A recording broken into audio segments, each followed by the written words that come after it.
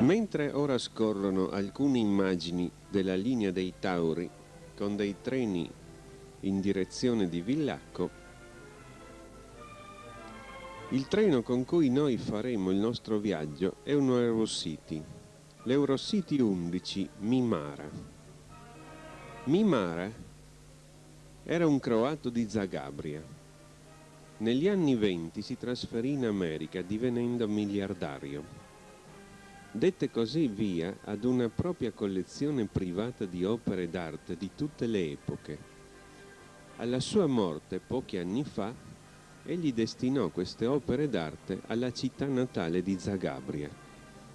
Qui queste opere d'arte sono state introdotte in un museo costruito appositamente e chiamato Museo Mimara. Il primo Eurocity delle ferrovie croate che collega Zagabria a Monaco ha così ricevuto il suo nome, l'Eurocity Mimara, o per i ferrovieri l'Eurocity 11.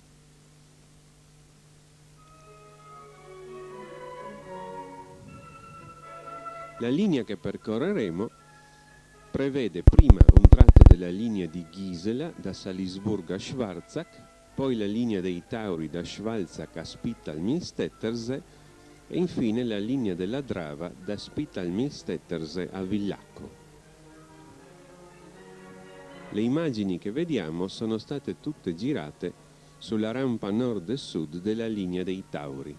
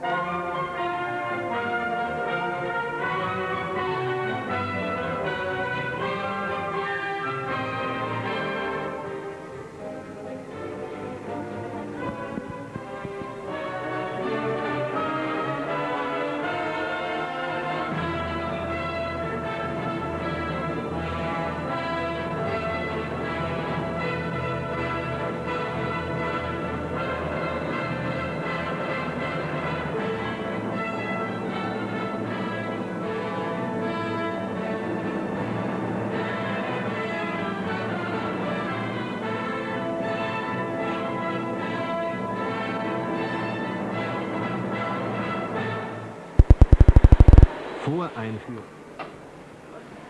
Salzburg HKBF, Salisburgo Centrale. Siamo in attesa dell'Eurocity Mimara che proviene da Monaco.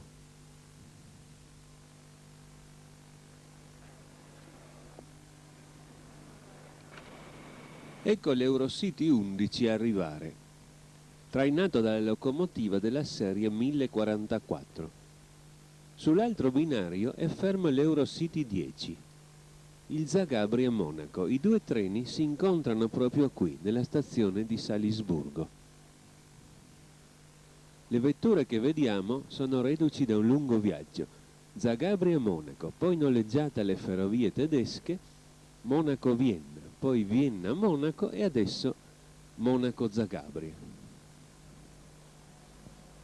Condotto da un macchinista delle ferrovie tedesche, l'Eurocity 11 si ferma in stazione di Salisburgo Centrale in perfetto orario alle ore 14:55. Le vetture sono le vetture di nuovo tipo per treni Eurocity delle ferrovie croate. Vetture modernissime di costruzione però tedesca.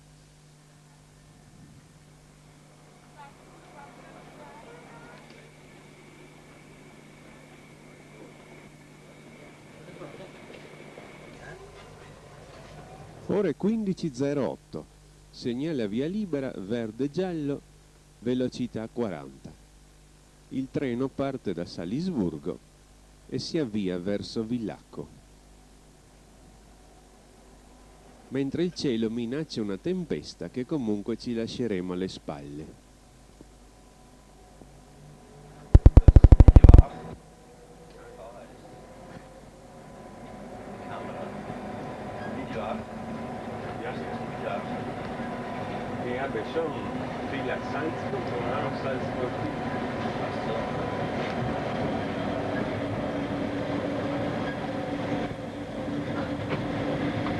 Il treno attraversa ora il fascio di Salisburgo centrale e prende la linea di Gisela, dal nome dell'arciduchessa figlia di Francesco Giuseppe, in direzione di Innsbruck.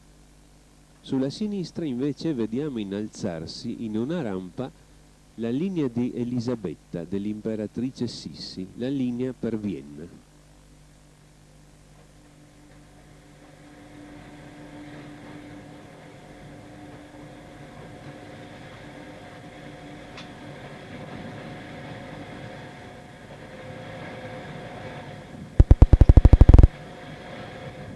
Una tabella triangolare appena passata con la velocità 5 ci avvisa che vi sarà un rallentamento a 50 km l'ora. Comunque in questo primo tratto di linea la velocità normale è 60. Ecco la tabella A dell'inizio del rallentamento. La linea piega ora verso sud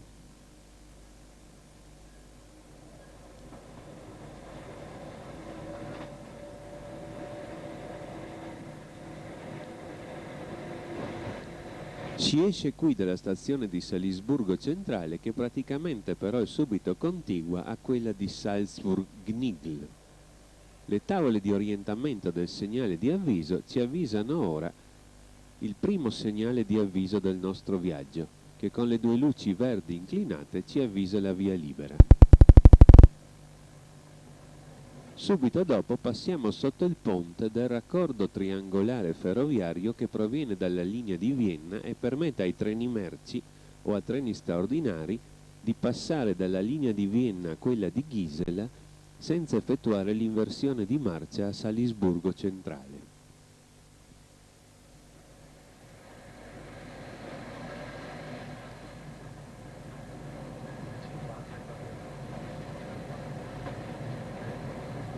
La linea termina qui, in stazione di Salzburg-Gnigl, la grande curva attorno al Kapuzinerberg, il secondo monte di Salisburgo.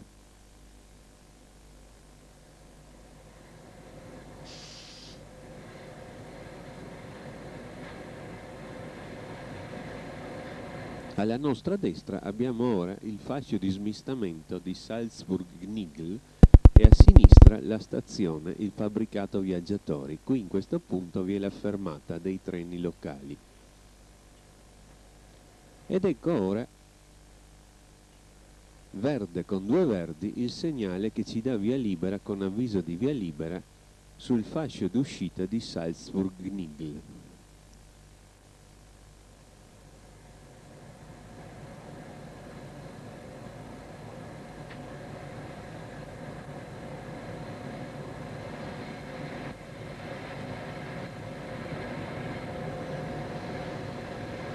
Ci affianchiamo ora al fascio merci di smistamento in arrivo per i treni provenienti da Innsbruck o da Villacco di Salzburg-Gnigl.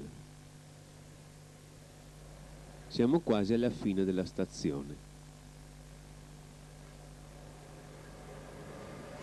È anche finito il rallentamento e ora possiamo aumentare la velocità a 90 km l'ora.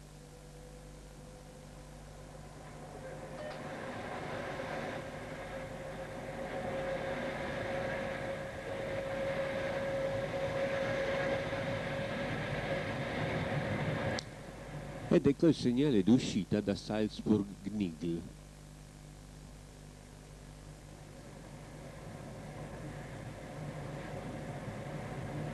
Luce verde, via libera, col segnale d'avviso due luci verdi, avviso di via libera. Stiamo ora per arrivare alla fermata di Salzburg-Parsch. posta proprio alla fine di Salzburg-Nigl.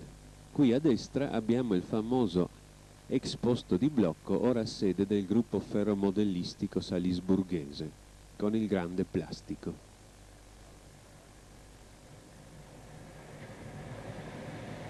Lasciata alle spalle la fermata di Salzburg-Parsch, attraversiamo ora il sobborgo di Parsch, un tempo paese autonomo.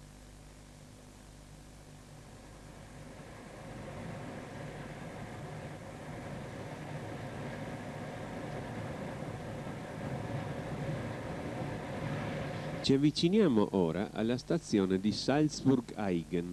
Ecco le tavole di orientamento ed ecco il segnale di entrata, verde con due verdi per il transito.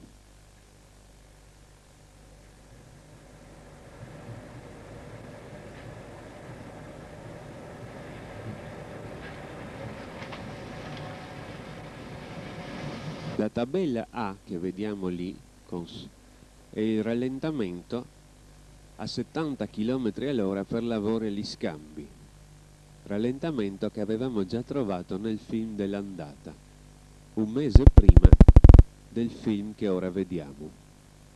Attraversiamo ora la stazione di Salzburg-Aigen. Anche Aigen un tempo era un sobborgo di Salisburgo.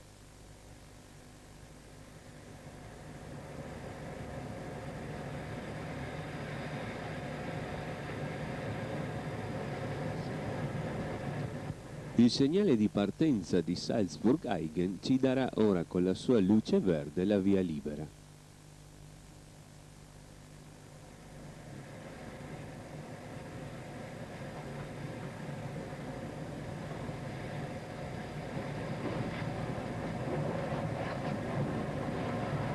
La tabella E ci ha dato ora la fine del rallentamento e la velocità potrà ora salire a 100 km/h.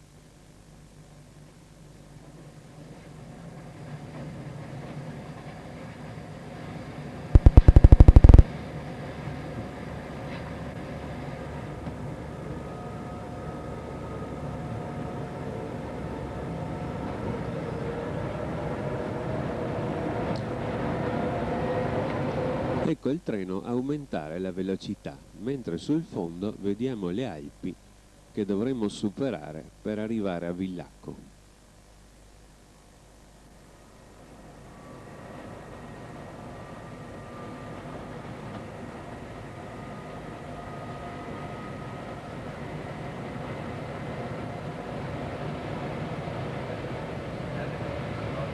Le tavole di orientamento ci annunciano ora il segnale di avviso che mostra con le due luci verdi avviso di via libera del posto di blocco Aigen 1.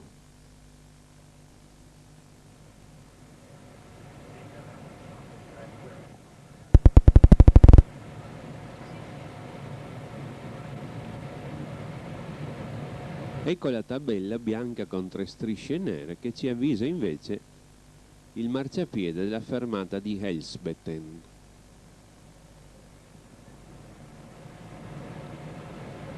Ecco ora il segnale Aigen 1 preceduto dalle tavole d'orientamento del segnale principale bianco-rosso-bianco, verde via libera.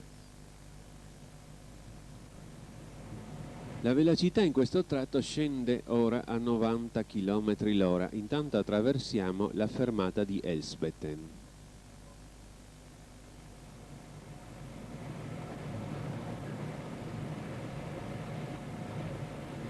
Stiamo per arrivare al punto in cui bisogna andare a 90 km/h,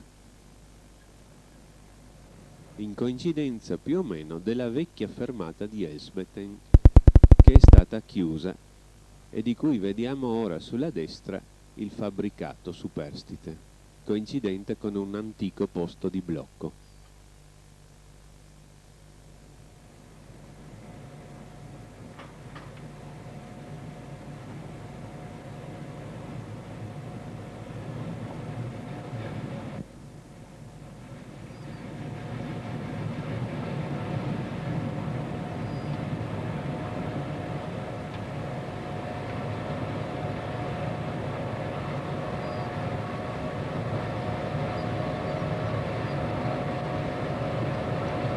Ecco ora un altro segnale d'avviso. Sulle linee principali, come si può notare, le tavole d'orientamento non sono 3 ma 4, 4, 3, 2, 1. Due luci verdi, avviso di via libera.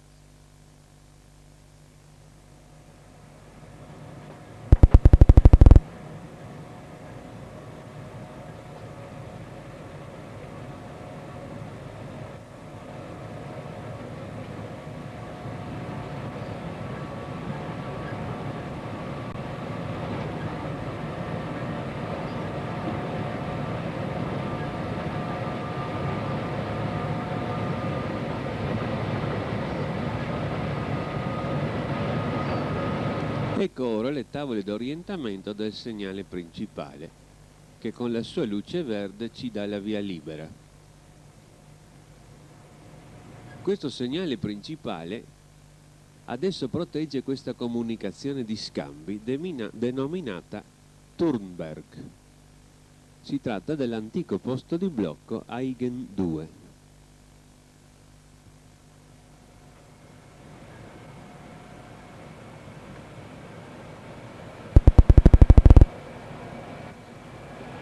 La velocità del treno è ora salita a 100 km/h.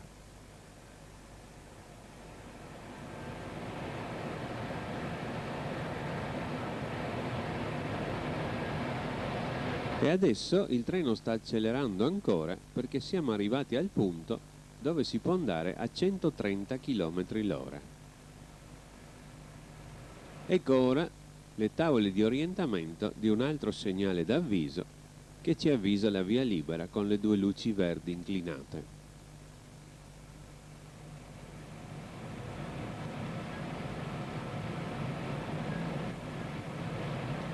Attraversiamo ora a 130 km/h la fermata di Puch-Oberalm.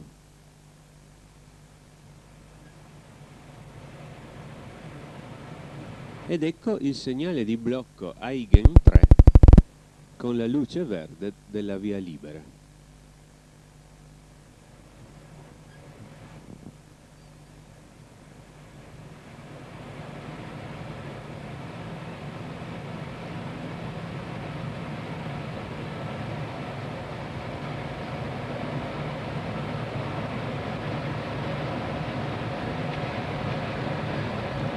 Mentre il treno percorre la pianura salisburghese, le montagne si fanno sempre più vicine.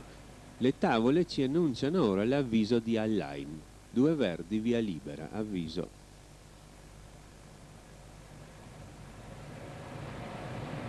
Ci stiamo avvicinando alla grande città mineraria del sale.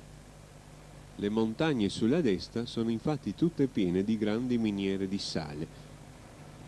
Ecco il segnale di protezione di Hallein, verde con due verdi, per il transito. Via libera, avviso di via libera. Sempre a 130 km/h attraversiamo ora la stazione di Hallein, la città natale di Franz Xaver Gruber, l'autore di Stille Nacht.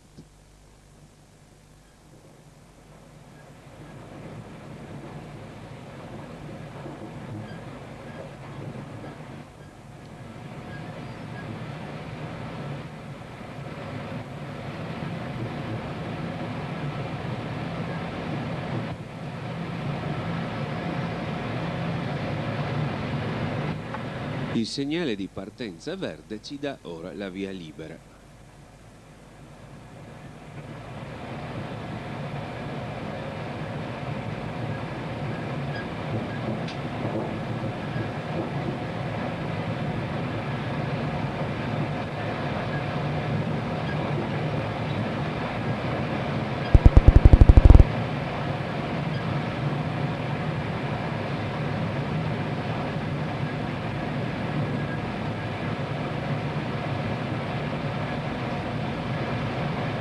Ecco le tavole di orientamento di un nuovo segnale di avviso.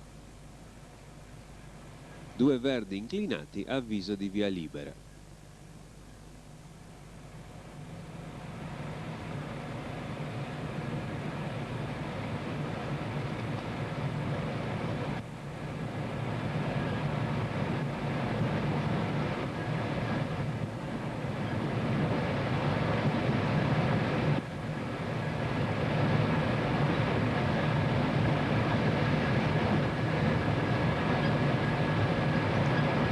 Ecco ora la fermata di Vigaun e il segnale di blocco verde di Al-Ain 1.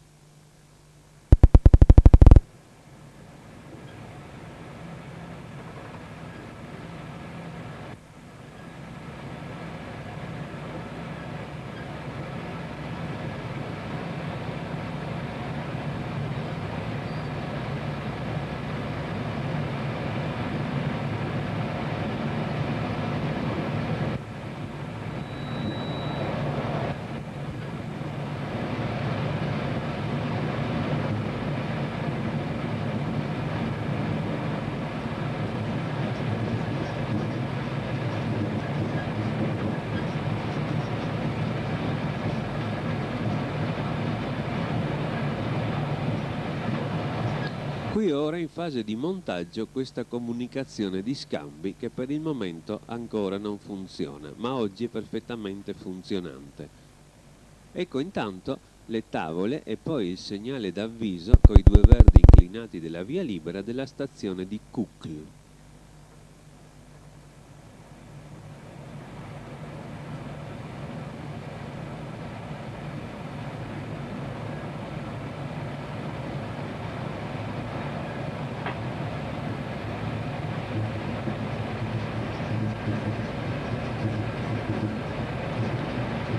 Ecco ora le tavole del segnale di protezione di Kukl. Luce verde, via libera.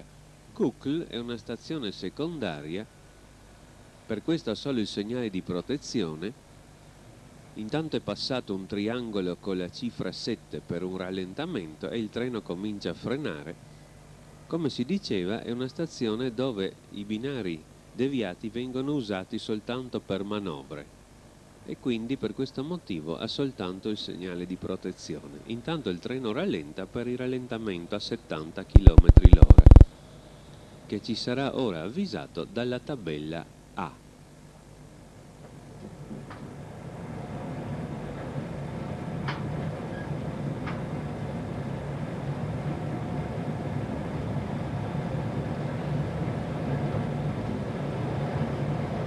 Ecco i lavori in corso. La tabella A inizio e la tabella E fine.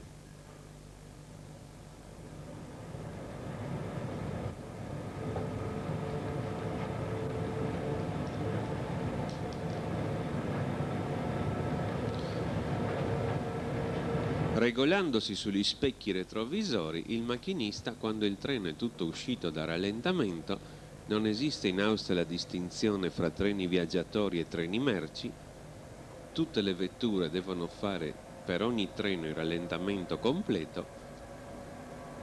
Aiutandosi dagli specchi retrovisori, il macchinista può ora nuovamente accelerare a 130, mentre le tavole ora ci avvisano un altro segnale di avviso, che con le due luci verdi inclinate ci avvisa la via libera.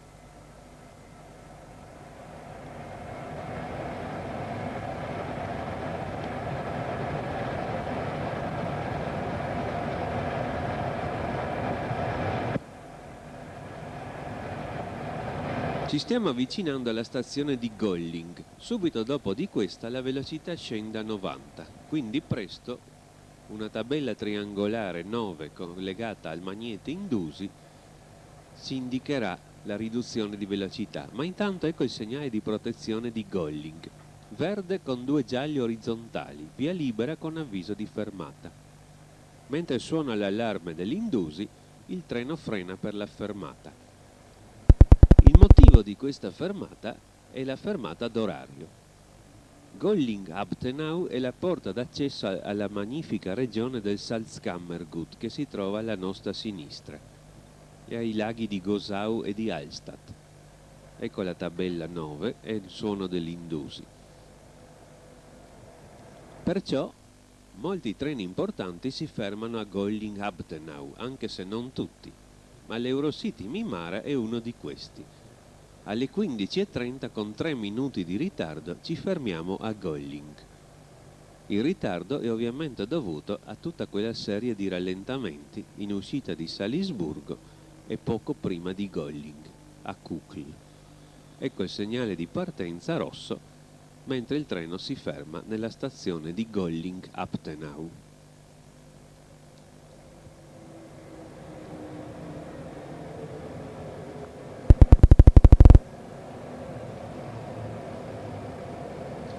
Il nostro ritardo provoca, a causa dell'attraversamento a raso dei viaggiatori, un problema per il binario di corsa che si trova alla nostra sinistra. Il problema però viene brillantemente risolto. Il treno infatti che sta transitando appunto in deviata. Grazie alla facilità con cui gli apparati austriaci permettono di poter transitare non solo sul binario di corsa ma anche in deviazione e per di più a 60, ecco che in questo modo, nonostante il binario di corsa sia stato impedito dall'attraversamento a raso dei viaggiatori, l'altro treno ha potuto transitare senza eccessivi problemi. Intanto, appena liberati gli scambi, il segnale di partenza è passato al verde. Possiamo così ripartire da Golling. Sullo sfondo vediamo le montagne e sotto quella grande montagna triangolare, dietro la prima montagna dove vediamo la cava, si trova la valle del fiume Salzach, nella quale ora, come un vero canyon, andremo ad introdurci.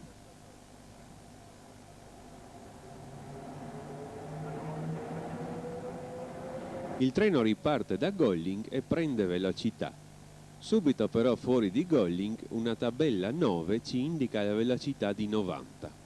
Per cui anche se in questo punto, eccola qui, anche se in questo punto, come si diceva, per i treni in transito fino a qui si poteva andare a 130, nel nostro caso chiaramente non riusciamo ad aumentare la velocità e pertanto arriveremo a 90 appena tra poco.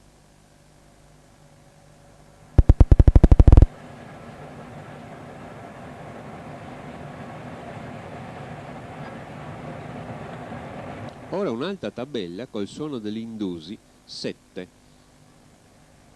e l'avviso della riduzione a 70. Tra 1 chilometro infatti la velocità scende ancora, 70 a causa della tortuosità della linea. La linea di Gisela è sempre una linea ottocentesca e anche se poi è stata raddoppiata, era nata originariamente a binario unico, tuttavia comunque ha sempre un tracciato ancora di tipo ottocentesco.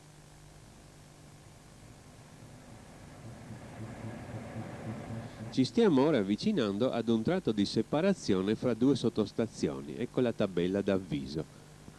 Il macchinista perciò ora deve chiudere gli interruttori principali. Questo avviene subito dopo il ponte in ferro che passiamo ora sul fiume Salzach. Ecco ora la tabella di inizio del tratto neutro, chiusura dell'interruttore principale ed ecco la U di fine del tratto neutro, riapertura dell'interruttore principale. Come si sa, le sottostazioni nella corrente alternata non devono lavorare in parallelo e non devono squilibrarsi a vicenda, perciò i treni devono adottare questo passaggio del tratto neutro in velocità. Superati questi due binari di raccordo, ora ci introdurremo nella gola del fiume Salzach con la grande galleria di Offenauer di 940 metri, la più lunga della linea di Gisela.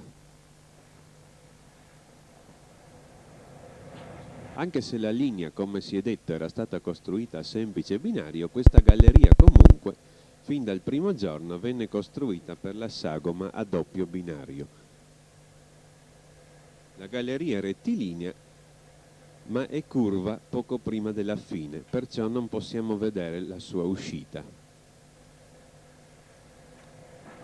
Appena usciti dalla galleria si ripassa con un bel ponte in ferro il fiume Salzach e poi si passa una breve galleria artificiale di protezione, paramassi e paravalanghe, e siamo nella gola del fiume Salzach.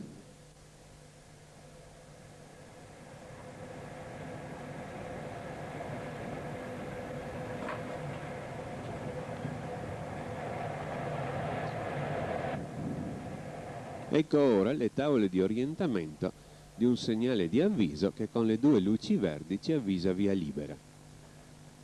Siamo ora nella zona di montagna e la pendenza, che fin qui era di pianura, è ora salita al 14 per 1000.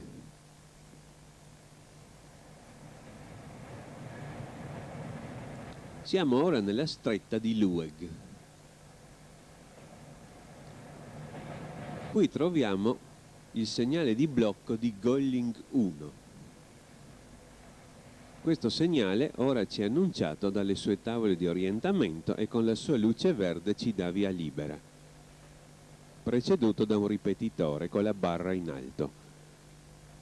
È interessante notare come le ferrovie austriache usino i ripetitori non soltanto in stazione per i segnali di partenza, ma in tutte le condizioni di cattiva visibilità, per poter aiutare i macchinisti nel caso il segnale di avviso sia superato ad avviso di fermata.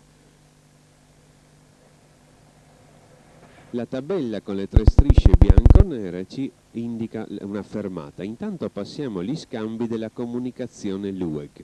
Questa comunicazione, appena montata al momento del film, è ora perfettamente funzionante, di modo che il segnale Golling 1 è ora diventata la comunicazione Lueg. Qui vi era pure la vecchia e abbandonata fermata di Lueg.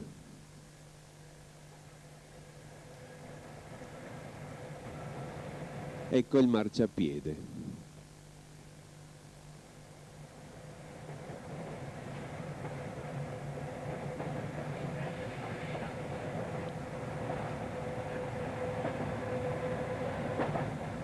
Costeggiamo il fiume Salzach.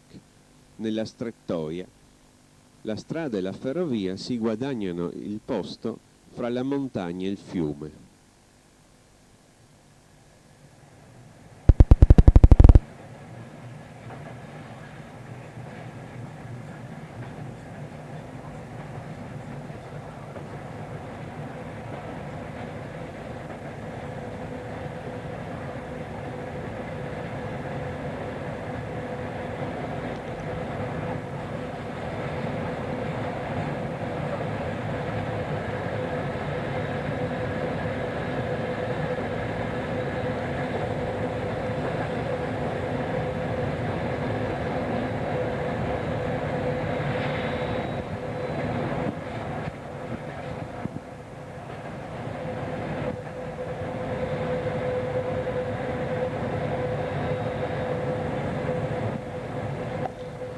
La macchina, come si sa, è del tipo elettronico, la velocità impostata è 70 e, come si può notare, la marcia è perfettamente regolare senza la minima modifica.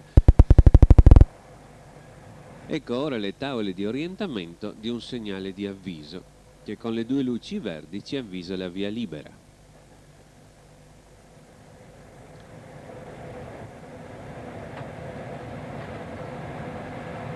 Dopo la prima stretta di Lueg siamo ora vicini alla nuova stretta, la stretta di Sulzau.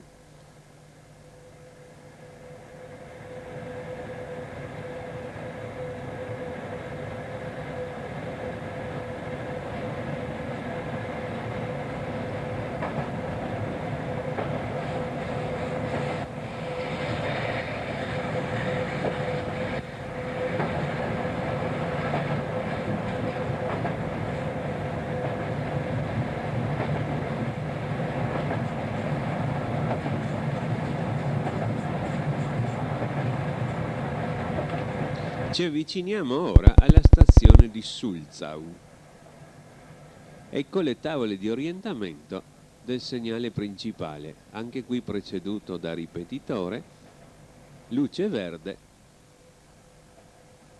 Manca il segnale d'avviso della partenza. Anche la stazione di Sulzau, infatti, pur essendo considerata stazione, ha i binari deviati unicamente per manovre e sostanzialmente funziona da posto di blocco. Per questo motivo vi è solo il segnale di protezione. Ecco la stazione di Sulzau.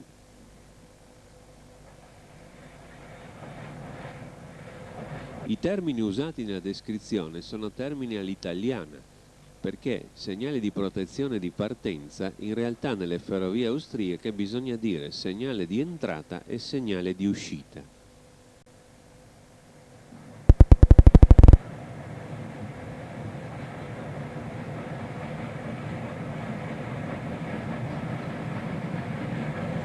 Ci stiamo ora avvicinando alla stretta di Sulzau. La ferrovia mantiene lungo il fiume un percorso sempre in lieve salita, la strada invece ci ha lasciati e sale sulla sinistra verso il passo di Sulzau, da cui poi ridiscenderà su Werfen.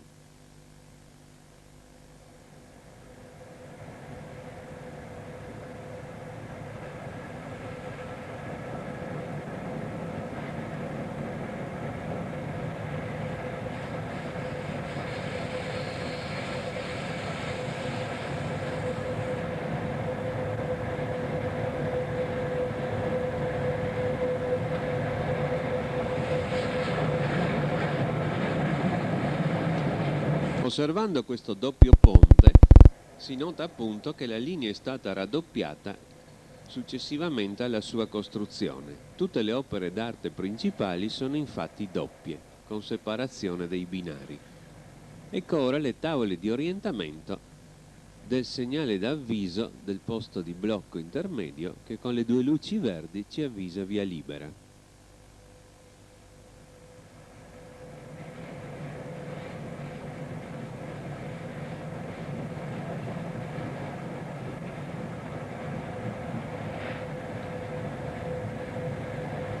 Ecco un altro caso di ponte sdoppiato e separazione dei binari.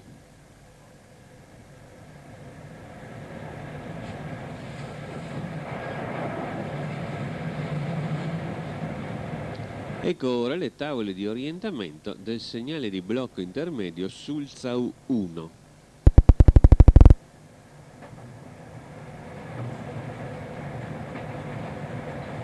Il segnale verde ci dà via libera.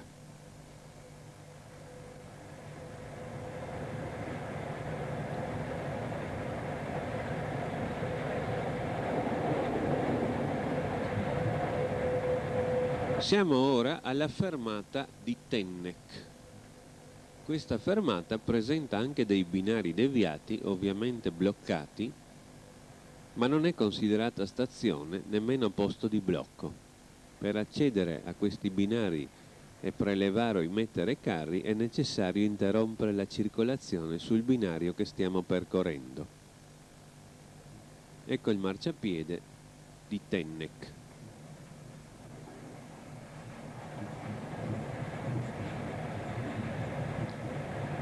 Siamo ora quasi alla fine della stretta di Sulzau.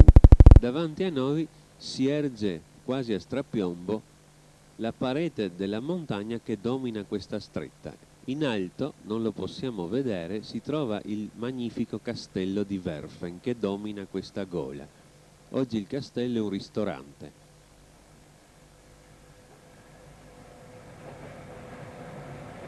Ecco, questo è il punto più stretto che veniva dominato appunto dal castello che si trova qui sopra. Lo si può vedere però dai finestrini del treno, sulla destra in alto.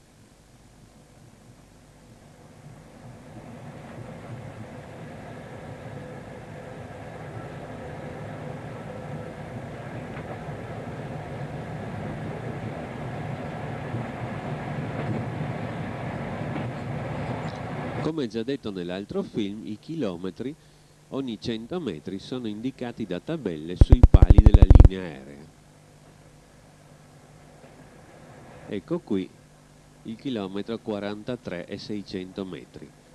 Ed ecco le tavole d'orientamento del segnale d'avviso della stazione di Werfen. Ecco il segnale d'avviso, due luci verdi, avviso di via libera.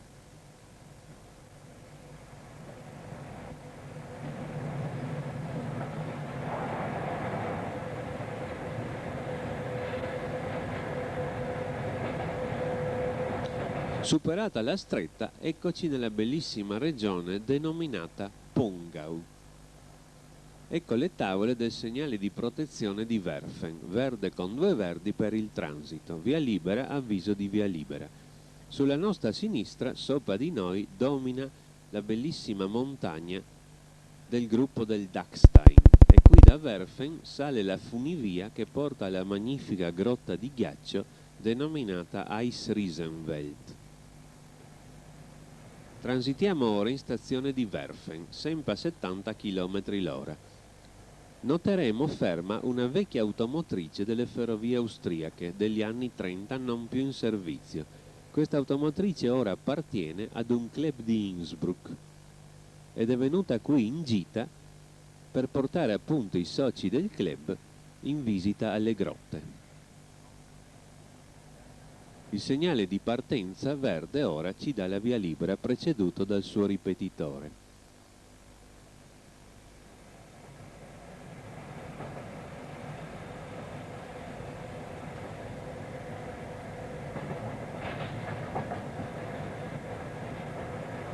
Subito dopo Werfen vi è la fermata di Pfarrwerfen.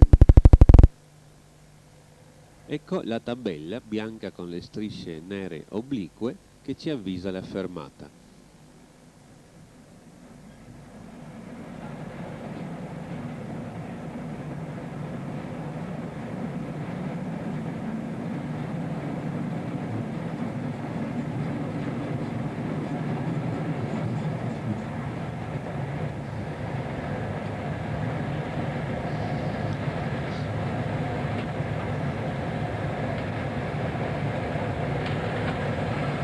Ed ecco il marciapiede della fermata di Pfarrwerfen.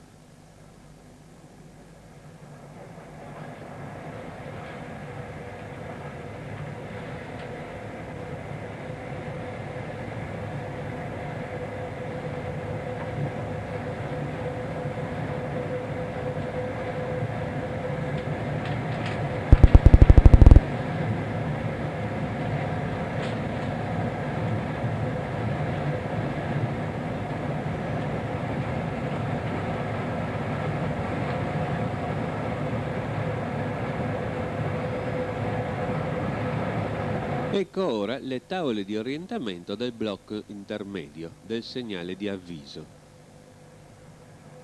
Lo vediamo laggiù con le 2 luci verdi inclinate che ci avvisa la via libera.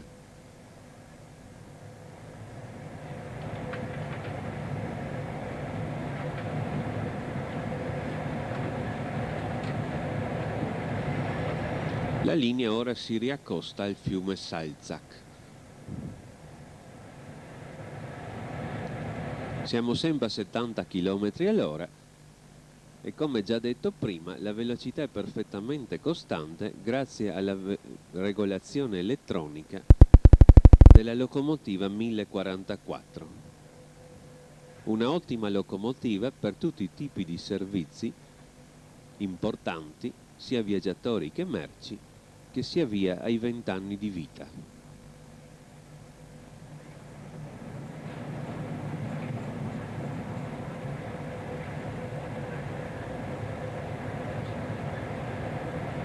Ecco ora le tavole di orientamento del blocco intermedio Werfen 1. Il segnale verde ci dà la via libera.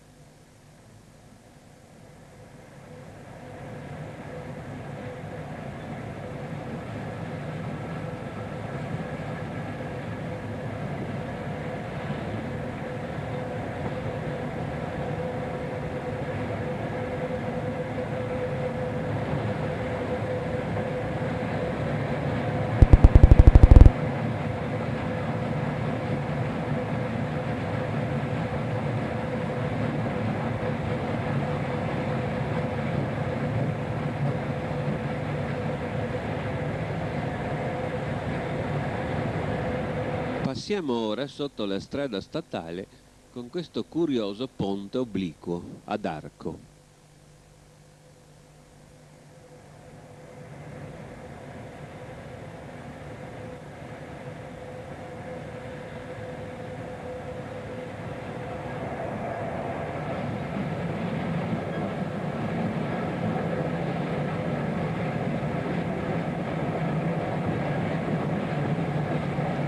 Ed ecco ora le tavole di orientamento del segnale d'avviso di Bischofshofen.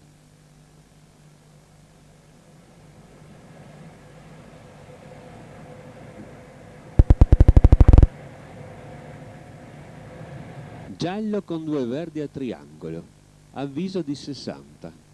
Il treno infatti verrà messo in deviata per il marciapiede. Tuttavia la velocità è 70 e quindi la riduzione è minima. Questo è un altro dei pregi delle ferrovie austriache. Quasi tutte le deviate delle stazioni sono state elevate a 60, in modo da poter dare il minimo intralcio in caso di deviazione. Non dimentichiamo che poi è anche possibile il transito deviato. Ecco ora la tabella triangolare 3 che ci avvisa un rallentamento, però sotto vi era una freccia verso sinistra. Questa freccia ci indica che il rallentamento non vale per noi, ma soltanto per i treni che andranno in deviazione nel fascio a sinistra. Ecco ora le tavole d'orientamento del segnale di protezione. Verde e 2 gialli orizzontali, avviso di fermata. Suona l'allarme dell'Indusi e mentre attraversiamo nuovamente il fiume Salzach con questo bel ponte in ferro entriamo a 60 all'ora in stazione di Werfen.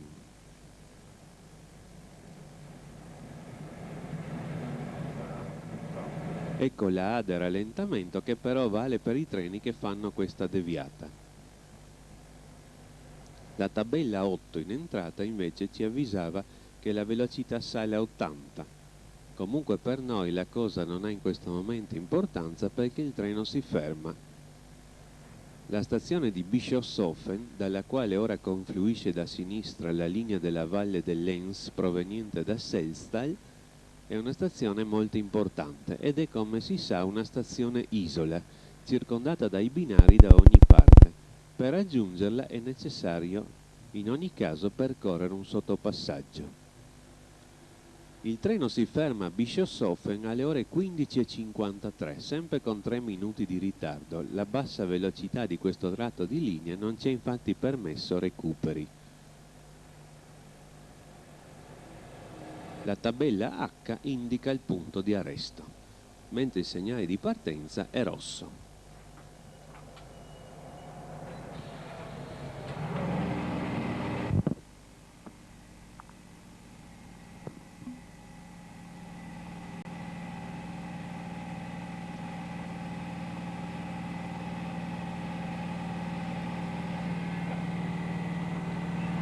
Ecco ora il segnale di partenza che è passato al verde.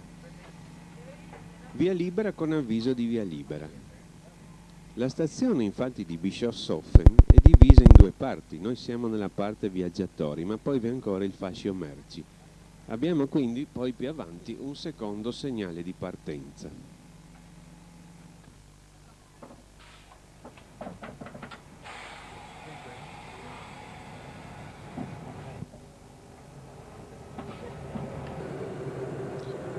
Nello specchio retrovisore guardiamo l'operato del capotreno.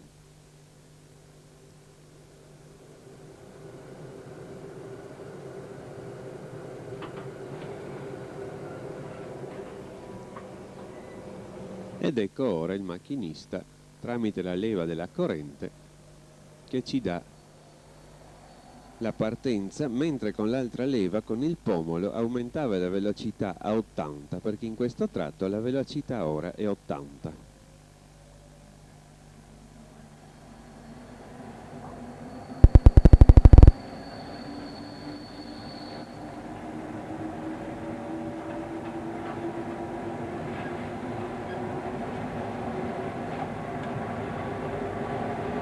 Attraversiamo ora la zona merci della stazione di Bischofshofen.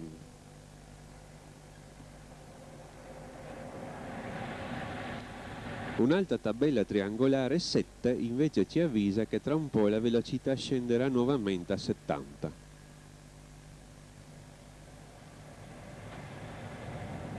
Ecco il segnale di partenza di Bischofshofen verde. Siamo ora nuovamente sul vecchio itinerario transalpino che dalla Boemia raggiungeva Trieste, passando per Zesche Budejovice, Linz, Selztal, Bischofshofen, Schwarzer Sandweit, la linea dei Tauri, Villacco, la linea di Wochein e la linea del Carso. Ecco ora le tavole di orientamento di un blocco intermedio. Il segnale d'avviso ci avvisa via libera coi due verdi inclinati. Ed ecco la tabella che ci avvisa la fermata di Mitterberg-Hitten.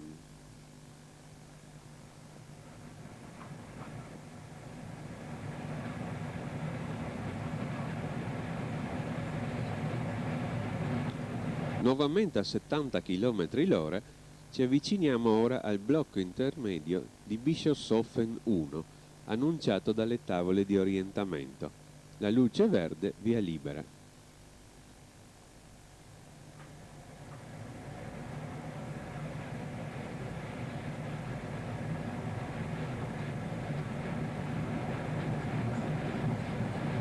Ed eccoci ora a transitare per la fermata di Mitterberg-Hitten.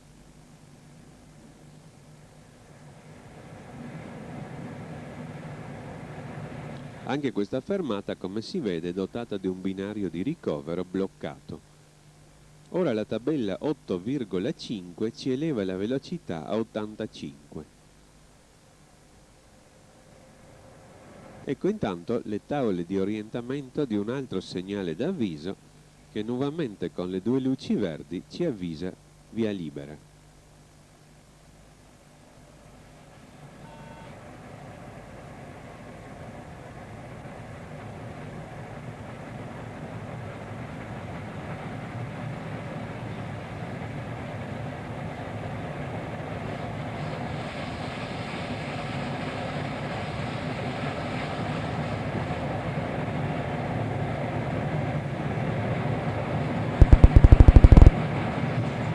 Ed ecco il segnale di blocco verde, via libera.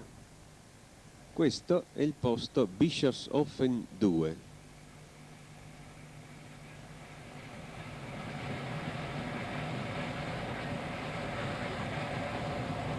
Qui in questo punto una comunicazione di scambi denominata Rheinbach si trova oggi attualmente in funzione. Al momento però del film era ancora soltanto in fase di progetto.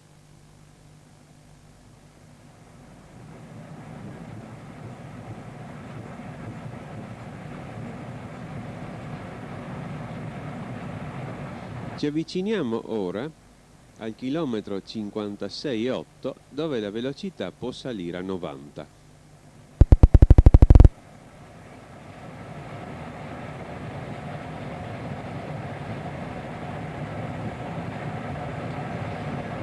Ecco ora le tavole di orientamento del segnale di avviso del blocco successivo, avviso di via libera, due verdi inclinati.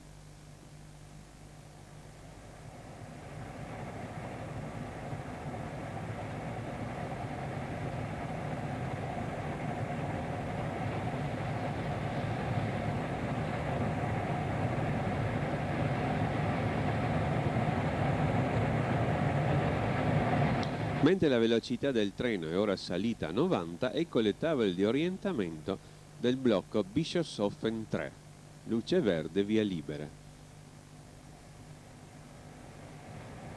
Ed ecco ora le tavole di orientamento del segnale d'avviso della stazione successiva che ci avvisa la via libera con le due luci verdi.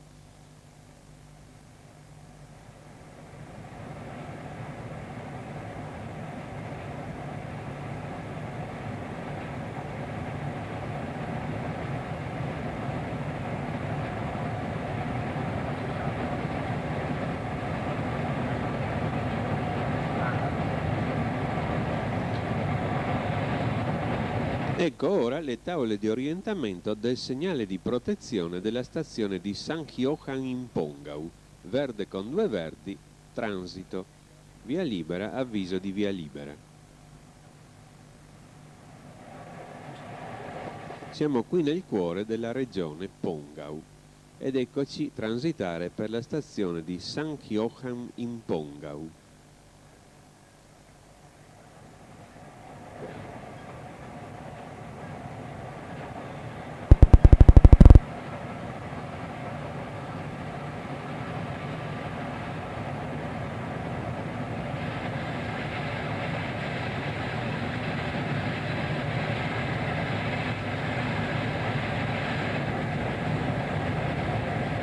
Il segnale di partenza verde ci dà la via libera.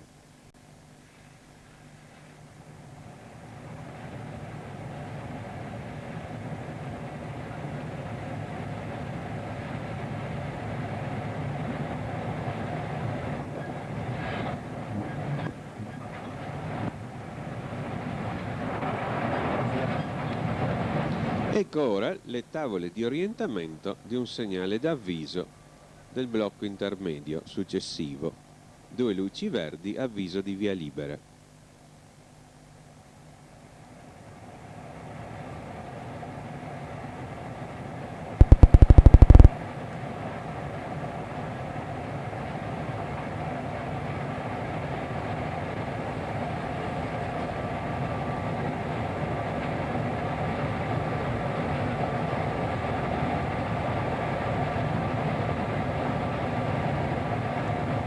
Ecco ora le tavole di orientamento del blocco St. Joachim 1, luce verde, via libera.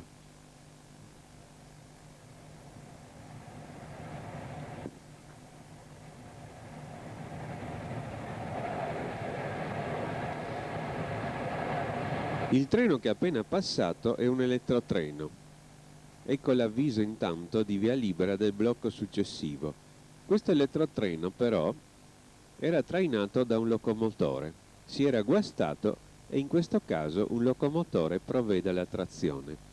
Come si vede, succede nelle migliori famiglie.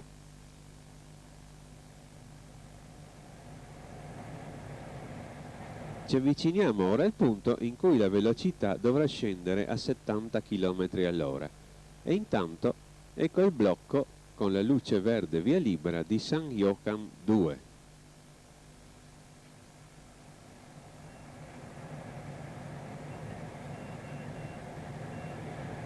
Il treno riduce ora la velocità a 70, al chilometro 64,4 da Salisburgo, ecco la tabella 7 per la velocità 70.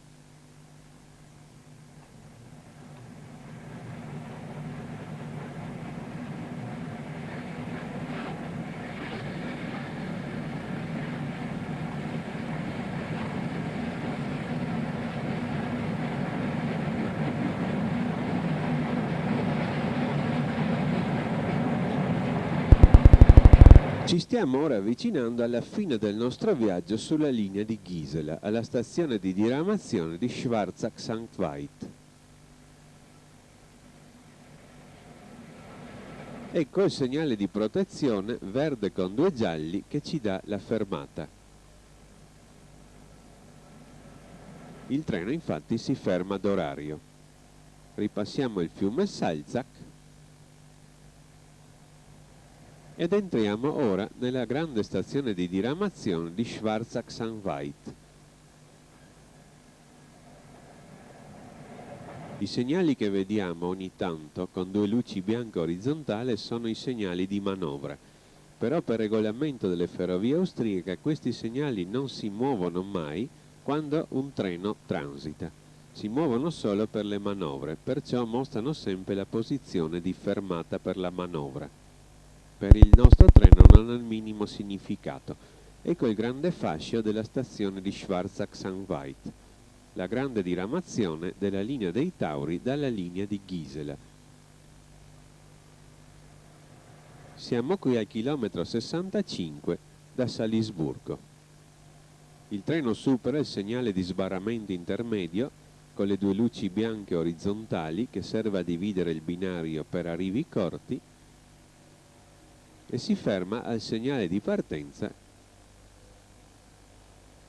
superando ancora un segnale di sbarramento intermedio. Su questo binario sono 2, ecco il segnale di partenza rosso. Siamo ora al chilometro zero della linea dei Tauri.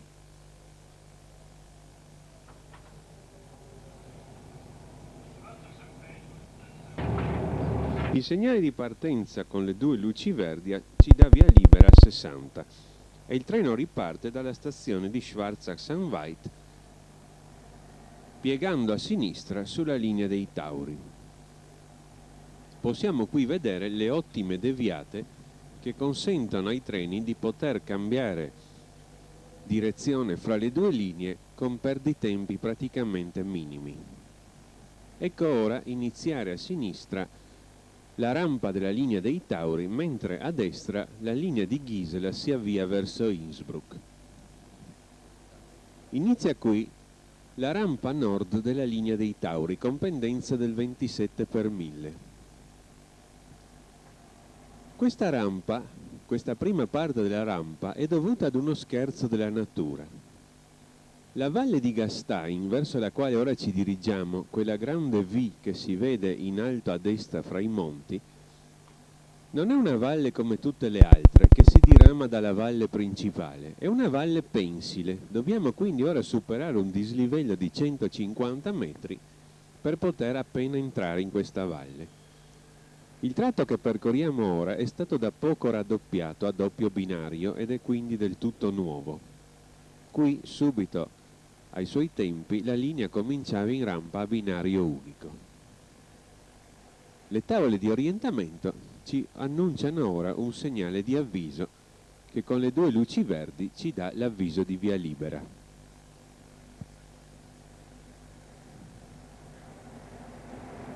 Questo tratto, come si è detto, è stato da poco raddoppiato e più avanti la linea girava uno sperone, lo sperone di Unterberg, e si allontanava ora sulla destra, mentre noi con la nuova galleria di Unterberg di 180 metri prendiamo un percorso più rettilineo.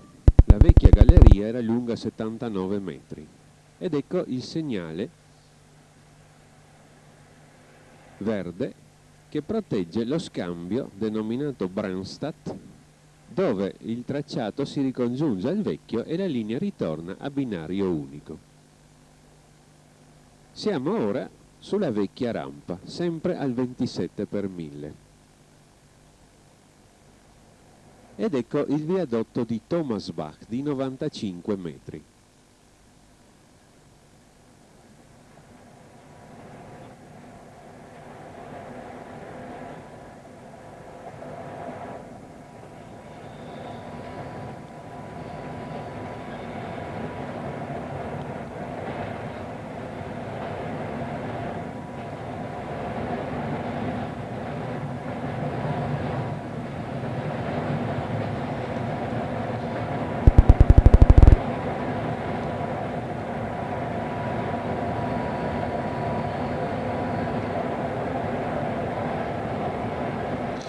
Ci avviciniamo ora al viadotto di Mursangengraben di 25 metri, al quale seguirà la breve galleria Kenlach di 99 metri.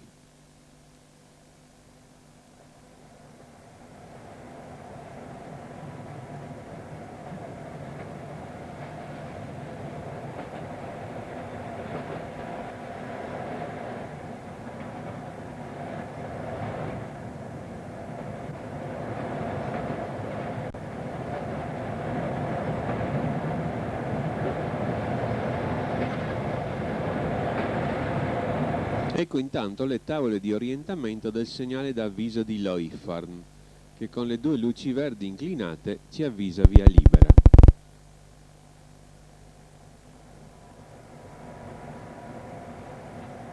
Ed ecco il viadotto.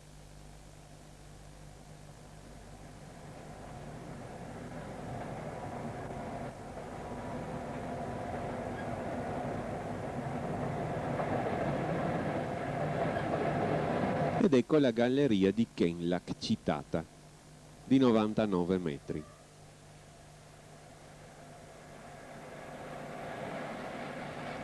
Poco dopo la galleria abbiamo il viadotto di Kenlach-Graben di 85 metri e il segnale di protezione di Leuchfarn verde due verdi che ci avvisa il transito. Ecco il viadotto di Kenlagraben.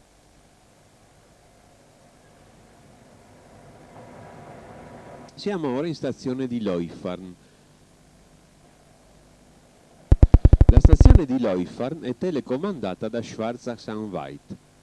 Un tempo era presenziata e apparteneva al compartimento di Villacco, ma adesso, per via del telecomando, è stata passata al compartimento di Linz. In uscita ora della stazione, il breve viadotto di Pumgraben di 49 metri e poi il segnale di protezione rovescio, mentre qui il segnale di partenza verde ci dà la via libera, il segnale di protezione rovescio che segna il punto di confine fra il compartimento di Linz e il compartimento di Villacco. Ecco il viadotto Pumgraben e poi il segnale rovescio a sinistra, punto di confine fra i due compartimenti.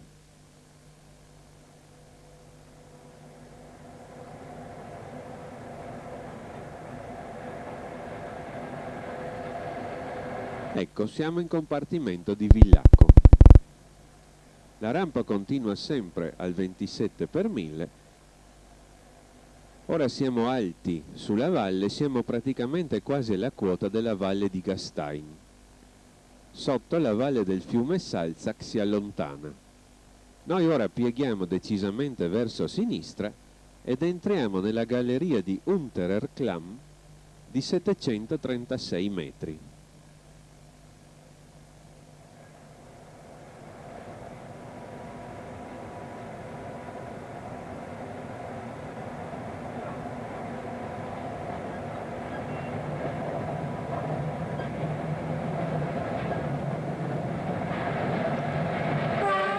Subito dopo la curva vi è un rettilineo.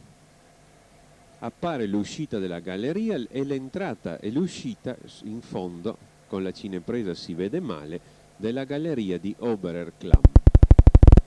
Tra le due gallerie vi è il canyon denominato Klamm, superato dal ponte di 43 metri, uno dei punti più spettacolari della rampa nord. Purtroppo l'effetto della cinepresa impedisce di vedere l'intera altra galleria perfettamente dritta. Ecco, il ponte sul Klamm e la galleria di Oberer Klamm di 744 metri.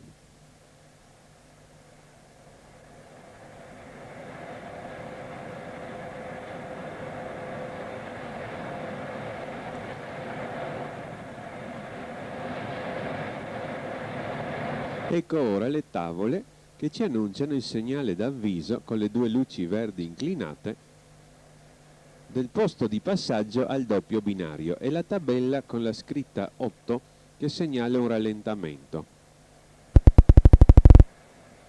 Questo rallentamento è una novità. Ecco usciti il ponte del Klamm di 43 metri e la fermata abbandonata di Klammstein. Qui vi sono dei lavori in corso, il cui inizio è annunciato dalla lettera A.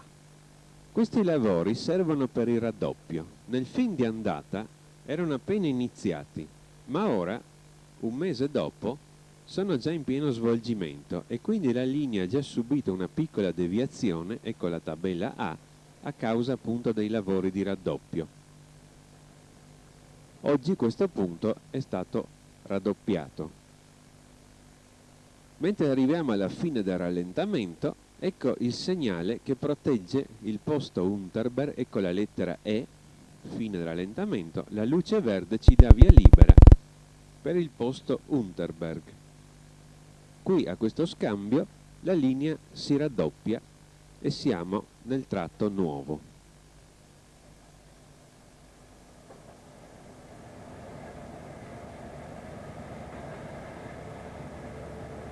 La tabella 9 ci dà velocità 90,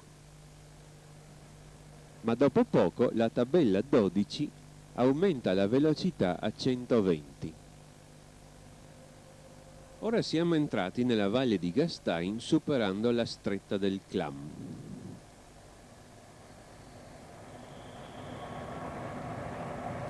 Ecco il treno che comincia ora a prendere velocità. Ed ecco la tabella 12. La pendenza ora è scesa. Siamo qui praticamente sul fondovalle e quindi la pendenza si assesta sul 12-14 per 1000. E questo è un tratto favorevole.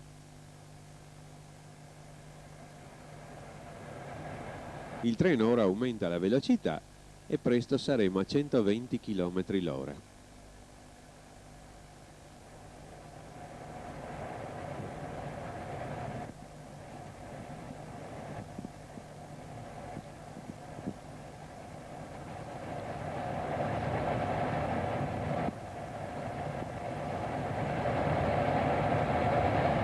In questo tratto la linea è stata raddoppiata abbandonando il vecchio tracciato che praticamente ormai è cancellato. Ecco le tavole di orientamento del segnale di avviso della stazione successiva. 2 luci verdi inclinate, avviso di via libera.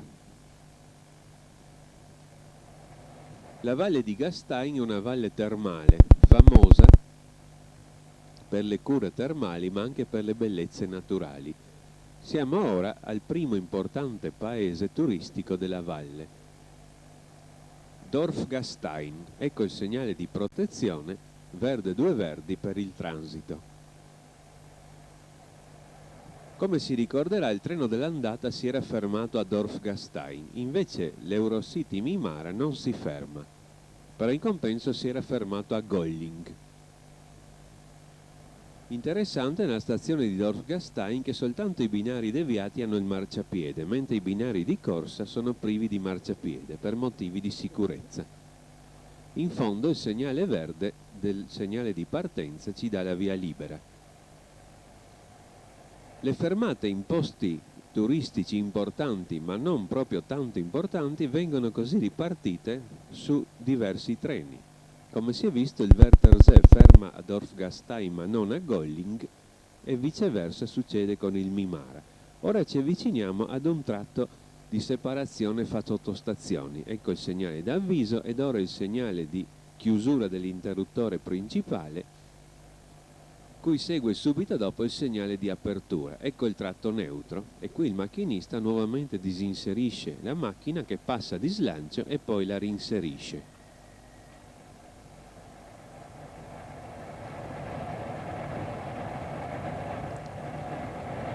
Continua la marcia a 120 km l'ora sul tratto raddoppiato ormai quasi 20 anni fa. La vecchia linea andava qui alquanto serpeggiando, pur avendo un tracciato indubbiamente favorevole. Ci avviciniamo ora al chilometro 18,2 della linea dei Tauri, dove la velocità dovrà scendere a 90.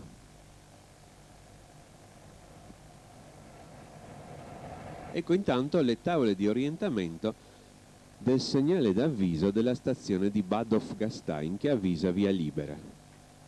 Ed ecco anche la tabella 9 triangolare che fa suonare l'allarme.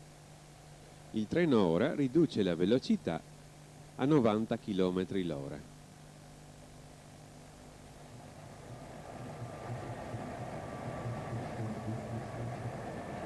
Ecco il segnale di protezione della stazione di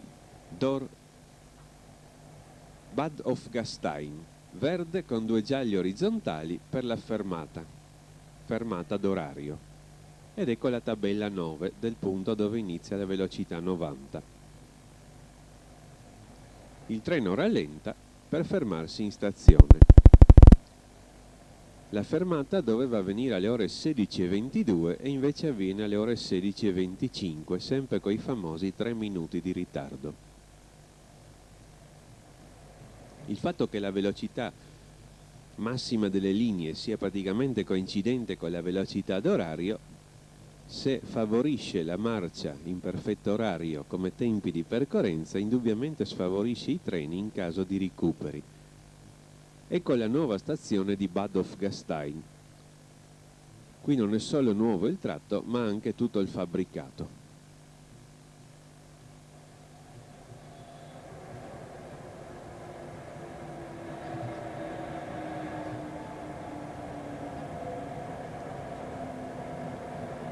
Mentre il treno si ferma, il segnale di partenza è già stato disposto a via libera.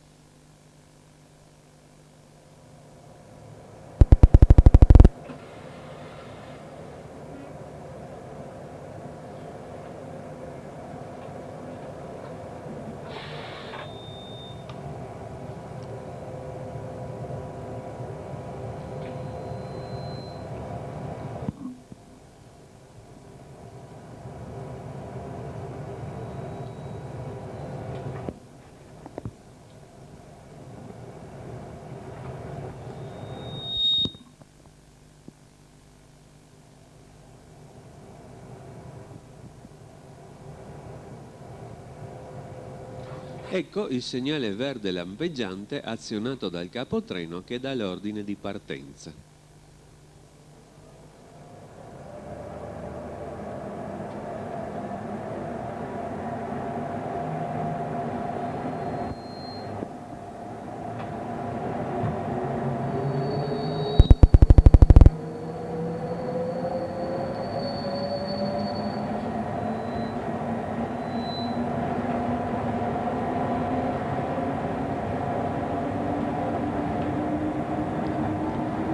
Il treno riprende velocità fino a 90 km l'ora. È interessante notare come questo raddoppio della linea, fatto a sezioni, consenta di poter sfruttare assieme ai vecchi tratti anche i nuovi tratti. Per cui anche se il raddoppio non è completo, indubbiamente vi sono almeno dei vantaggi parziali. Mentre invece certi raddoppi, come ad esempio la Carnia-Tarvisio, praticamente dove il nuovo tracciato esclude il vecchio, finché il nuovo non è pronto, bisogna comunque andare avanti sempre col vecchio, senza il minimo miglioramento.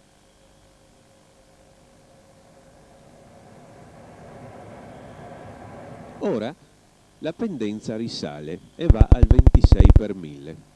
Inizia la vera e propria rampa per poter salire lungo il fianco della vallata fino agli Alti Tauri.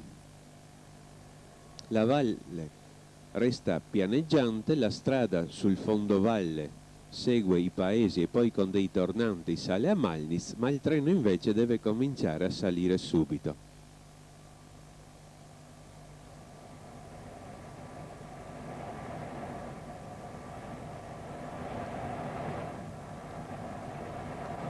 Ecco ora le tavole del segnale di avviso di un altro posto di passaggio. Questa volta torniamo al binario unico. 2 luci verdi, avviso di via libera. Ed ecco la tabella che ci avvisa la fermata di Bad Hofgastein Alte Stelle. In alto si vedono gli Alti Tauri con i loro candidi nevai. Qui una tabella triangolare con la striscia 7 ora ci ha fatto suonare l'allarme perché ci stiamo avvicinando al punto dove la velocità ora calerà a 70 km/h. Intanto eccoci arrivare alla fermata di Bad Hofgastein, posta proprio dove si trova il paese e per questo dotata di un grande fabbricato. Ed ecco il segnale che protegge il punto di passaggio Steinbach fra il doppio e il semplice binario. Torniamo ora sulla vecchia rampa e passiamo il viadotto Steinbach di 109 metri. Ed ecco velocità 70. Subito dopo segue il viadotto Pirker di 85 metri sotto il quale passa una ferrovia funicolare.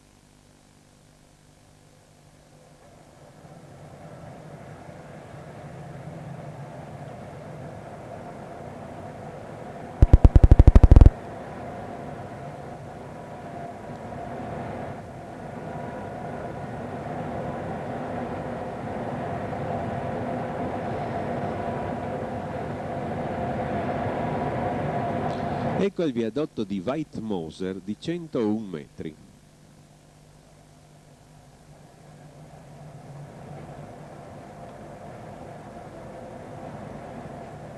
E poi il viadotto di Unsdorfer di 98 metri. Mentre le tavole ci avvisano ora il segnale di avviso della stazione di Angertal. Ecco il segnale con le 2 luci verdi che avvisa via libera. Come si è già detto nel viaggio d'andata, non esiste un paese di nome Anger. Anger è la valle laterale che confluisce nella valle di Gastein, e qui è stato creato questo posto di incrocio denominato Angertal, cioè Valle di Anger. La valle di Anger viene superata dal magnifico e grandioso ponte di Angerschlucht.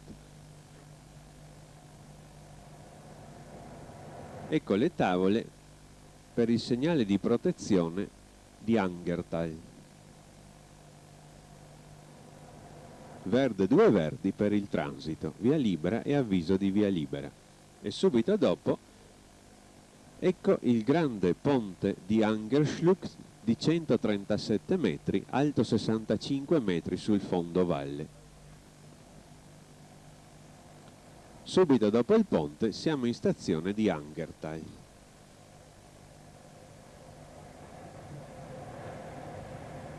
E qui un treno ci sta aspettando. Ecco un incrocio. Il materiale è tedesco e quindi il treno è diretto in Germania.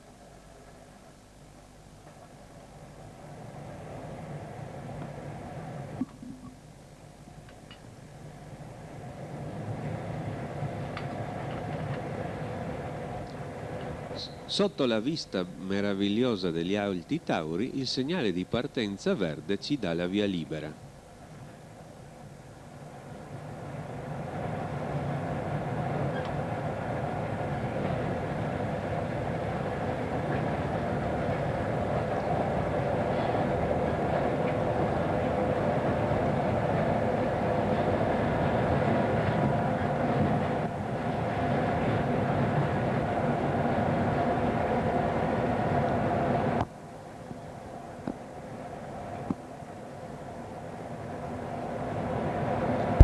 Continua la rampa al 27 per 1000 in direzione di Bad Gastein.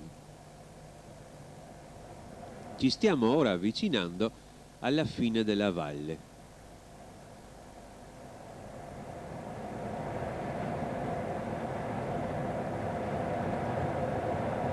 In questo punto la strada che finora aveva seguito il fondovalle deve cominciare a salire per salire alla quota di Bad Gastein, che si trova su una grande terrazza affacciata sul fondovalle verso questa valle laterale che vediamo sulla destra in alto.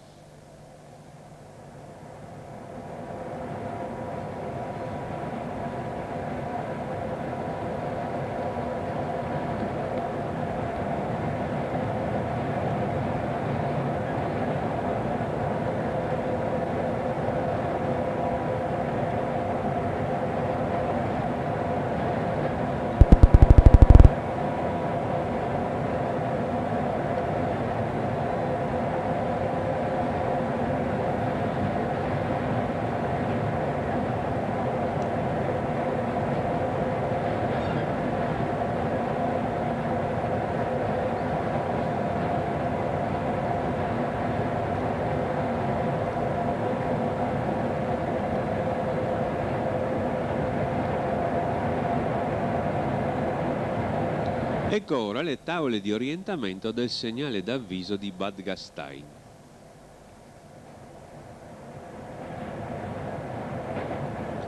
Il segnale mostra 2 gialli orizzontali e un verde basso, avviso di 40. Mentre suona l'allarme dell'Indusi, il macchinista riduce la velocità a 40.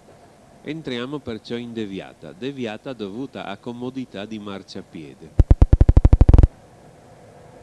Poco prima dell'entrata a Bad Gastein, la velocità della linea scende a 60.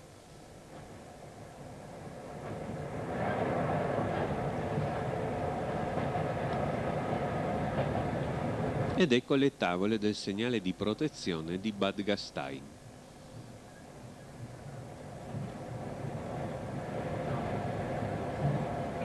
Ecco il segnale: verde arancione 40 e sotto 2 gialli orizzontali avviso di fermata. E suona l'allarme dell'Indusi. A 40 km/h il treno entra in deviata nella grandiosa e imperiale stazione di Bad Gastein. poiché arriviamo sul binario attiguo al fabbricato, che non è il primo binario, perché le ferrovie austriache numerano come primo binario il binario di corsa. Arrivando quindi sul binario contiguo al fabbricato possiamo vedere la grandiosa stazione in tutta la sua imponenza imperiale.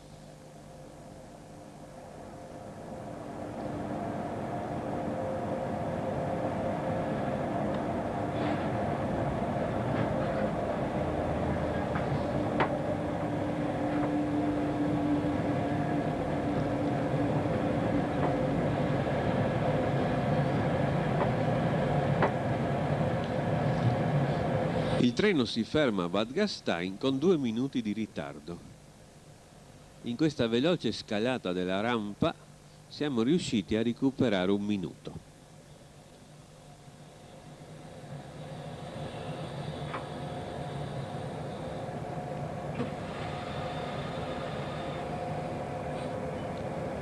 Bad Gastein, a 1083 metri, è una celebre stazione turistica.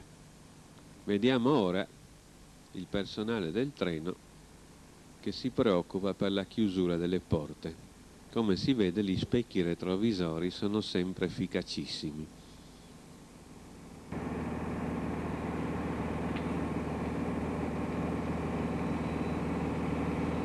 Il treno ora riceverà l'avviso di partenza dal capotreno tramite il solito segnale verde lampeggiante, posto sotto il segnale di partenza. Eccolo, mentre il segnale di partenza verde-arancione dà la velocità 40. Il treno ora riparte dalla stazione di Bad Gastein in deviata a 40 km/h e poi subito riprende la rampa al 27 per 1000 verso la stazione di Bechstein.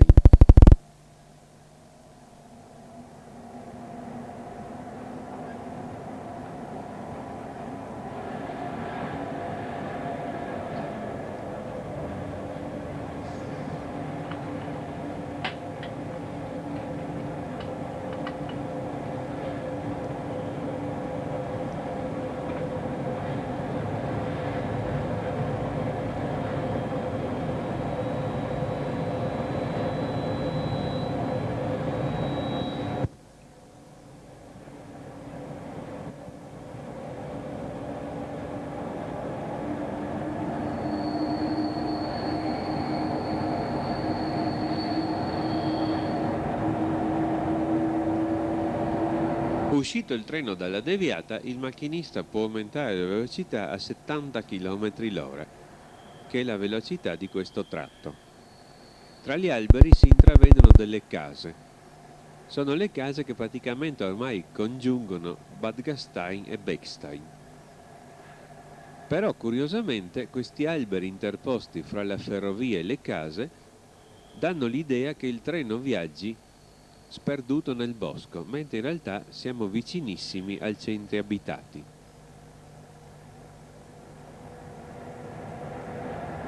Il paese di Bechstein è l'ultimo paese in alto della valle di Gastein. Poiché la stazione però era decentrata, era stata attivata la fermata di Bechstein. Bechstein Alte Stelle. Questa fermata però oggi è stata chiusa al traffico e di essa sopravvive il bellissimo fabbricato viaggiatori nel tipico stile alpino austriaco. Tra un poco lo vedremo.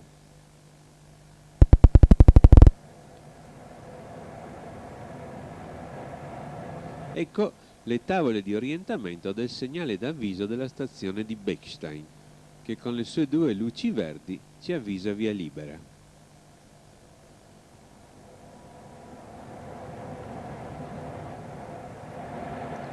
Prima di entrare in stazione di Bechstein vi è un ponte, il ponte di Anlaufbach, che siccome è vecchio e danneggiato impone un rallentamento a 40 km/h. Ecco la tabella triangolare con la scritta 4 che ci avvisa il rallentamento.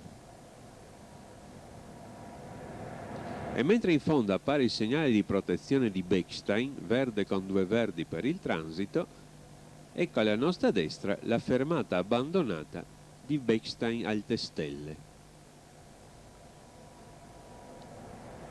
Il treno intanto riduce la velocità a 40 per il rallentamento sul ponte di Anlaufbach, che è lungo 96 metri. In questo tratto la velocità della linea scende a 60, ma per il treno a causa del rallentamento è 40. La tabella 6 ci indica la velocità 60, ma la lettera A ci indica l'inizio del rallentamento. Subito dopo il ponte, invece, la lettera E indica la fine del rallentamento a sinistra. Ed eccoci nel piazzale della stazione di Bechstein, costruito sul materiale estratto dallo scavo della Grande Galleria. Il treno ora transita per la stazione di Bechstein. La stazione è nel tipico stile alpino austriaco e sul binario contiguo al fabbricato viaggiatori vediamo in questo momento arrivare un treno navetta porta automobili che è appena uscito dalla galleria. Si tratta dei treni cadenzati che ogni ora attraversano la galleria per gli automobilisti che non vogliono viaggiare attraverso la montagna per il Passi. Il treno ora può aumentare la velocità.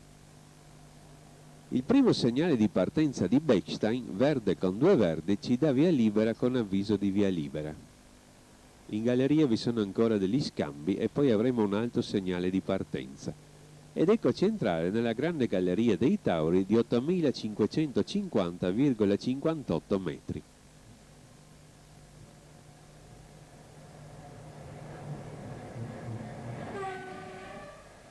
Ecco la tabella 10 per la velocità 100. Poco più avanti la tabella 12 ci darà l'aumento di velocità a 120 km all'ora, al chilometro 35,6. Ecco il secondo segnale di partenza di Bechstein, verde, che protegge le ultime comunicazioni di scambi poste in galleria.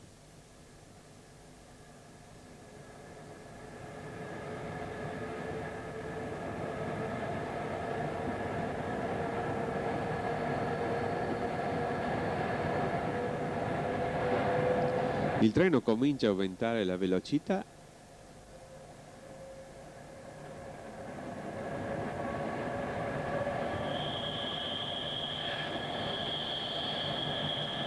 Mentre la tabella 12 ci dà ora i 120 km l'ora. La galleria è a schiena d'asino per lo scollo delle acque, siamo ora nella rampa ascendente della galleria, mentre vediamo il segnale d'avviso del blocco Bechstein 1 che avvisa via libera. Poiché la rampa invece contraria all'uscita prevede anche un tratto all'aperto, il culmine non si trova quindi a metà esatta della galleria, ma verso il chilometro 6 dall'entrata nord. Ogni chilometro in alto una tabella con una cifra indica il chilometraggio dall'entrata della galleria. Ecco intanto il blocco Bechstein 1, via libera. Il treno ora viaggia a 120 km l'ora.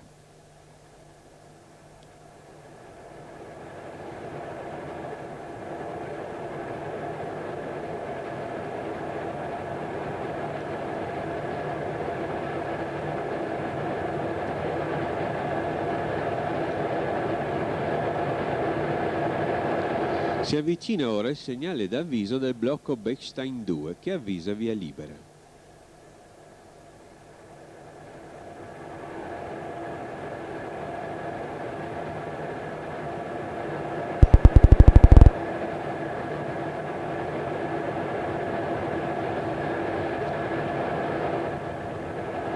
Ed ecco avvicinarsi il blocco Bechstein 2 verde via libera.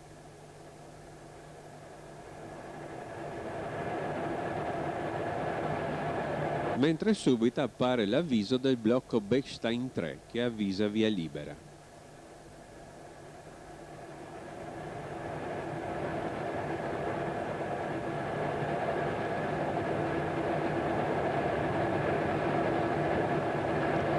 Mentre si cominciano a intravedere le luci del blocco Bechstein 3, siamo ormai vicini al culmine. Questo coincide con il punto di massima elevazione della linea, 1226 metri sul livello del mare.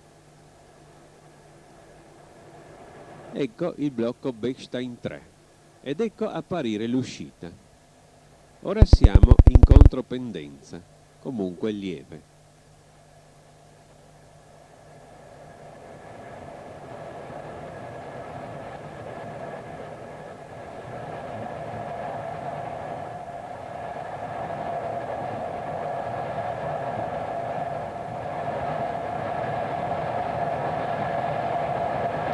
Ecco ora avvicinarsi l'avviso del blocco Bechstein 4 che avvisa via libera con le due luci verdi. Ci avviciniamo all'uscita e all'altezza del chilometro 8 della galleria una tabella triangolare con la cifra 8 ci indica che bisognerà ridurre la velocità a 80 km l'ora. Quindi suonerà l'allarme dell'Indusi. Mentre intanto ecco arrivare con la sua via libera il blocco Bechstein 4. Ora la tabella triangolare e il suono dell'allarme imporranno al macchinista di ridurre la velocità a 80 km l'ora.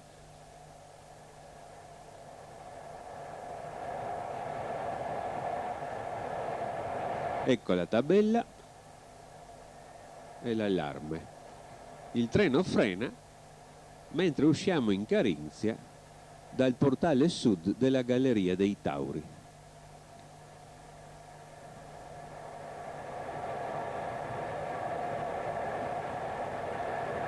E subito transitiamo per la fermata di Tauern Tunnel, mentre la tabella 8 ci dà la velocità 80 e il segnale d'avviso con le due luci verdi inclinate ci avvisava la via libera dell'ultimo blocco. Ecco la tabella 8 e la fermata di Tauern Tunnel. Mentre il treno ora ha ridotto la velocità, ecco arrivare l'ultimo blocco, il blocco Bechstein 5, verde con due verdi. Via libera per il blocco e avviso di via libera della stazione di Malnitz.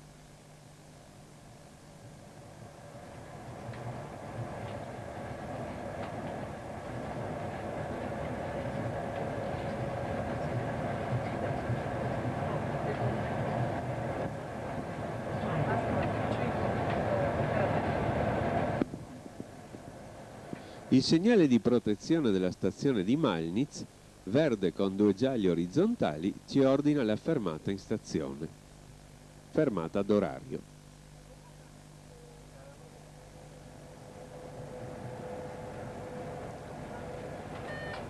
Suona l'allarme e il treno frena per fermarsi nella stazione di Malnitz-Oberfellach, nome nuovo della stazione dopo che la stazione di Oberfellach è stata chiusa a causa della rottura della funicolare che la collegava con il paese, diventando stazione di Kaponik. Sulla destra si allontana il binario usato dai treni cadenzati del servizio porta automobili.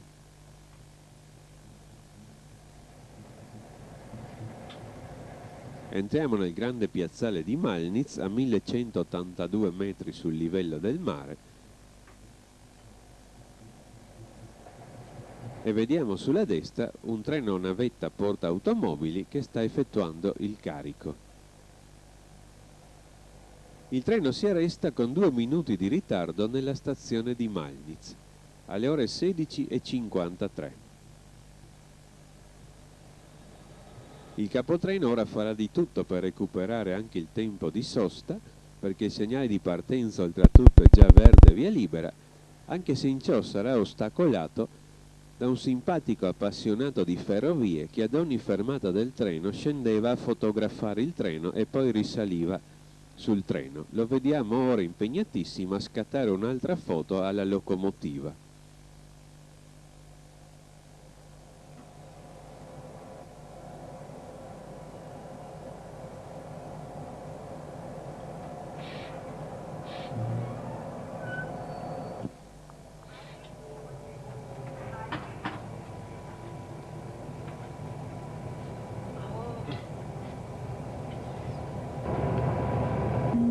Il solito segnale di partenza a luce verde lampeggiante ci dà l'ordine di partenza da parte del capotreno.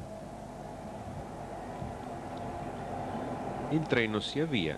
La tabella 6 indica che la velocità della linea è ora scesa a soli 60 km/h.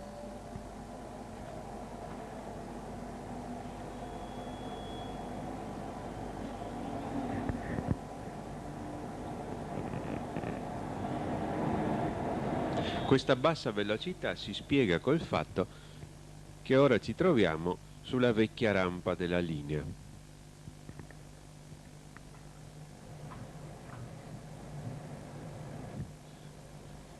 Subito fuori della stazione di Malnitz entriamo ora nella galleria di Dessen di 880 metri. Questa galleria per il momento viene mantenuta anche sulla nuova linea in costruzione. Questo tratto rimarrà a binario unico.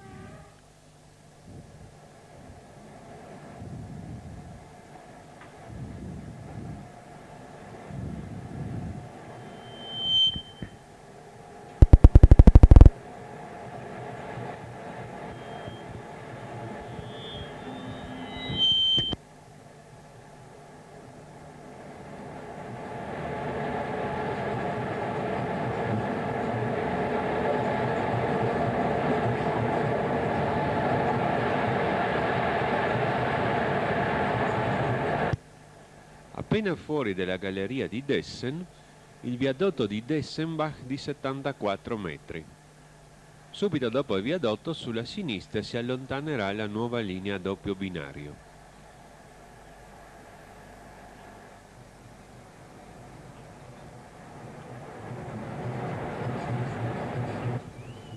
Le tavole di orientamento ci annunciano un segnale d'avviso mentre superiamo il viadotto di Waldmann di 88 metri. Il segnale d'avviso del posto intermedio ci dà l'avviso di via libera.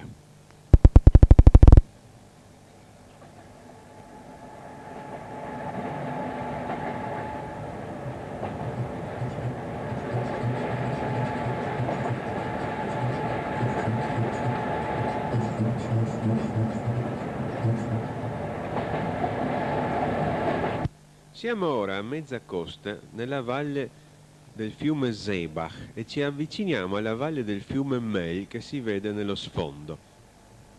Ovviamente scendiamo lentamente al 27 per 1000. Ecco il blocco intermedio di Malnitz 1 con luce verde via libera. Ed ecco ora il viadotto di Auergraben di 58 metri.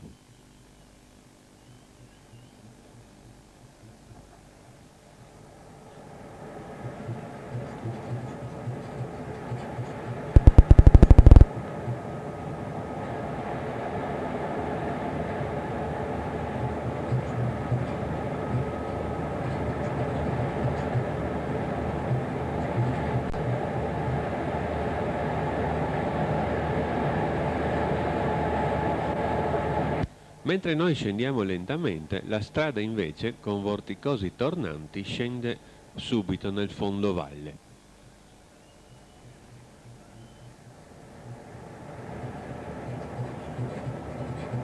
Ed ecco ora il viadotto di Kickelvan di 39 metri.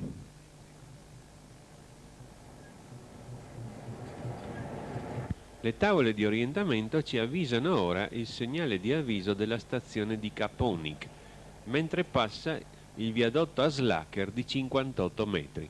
Ecco il segnale d'avviso, avviso di via libera. La linea ora piega verso sinistra.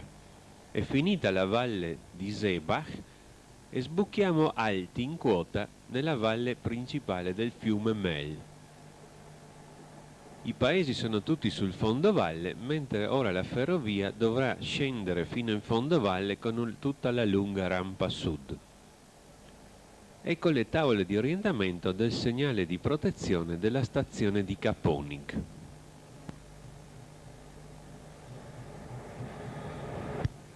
Il segnale verde con due vertici dà il transito.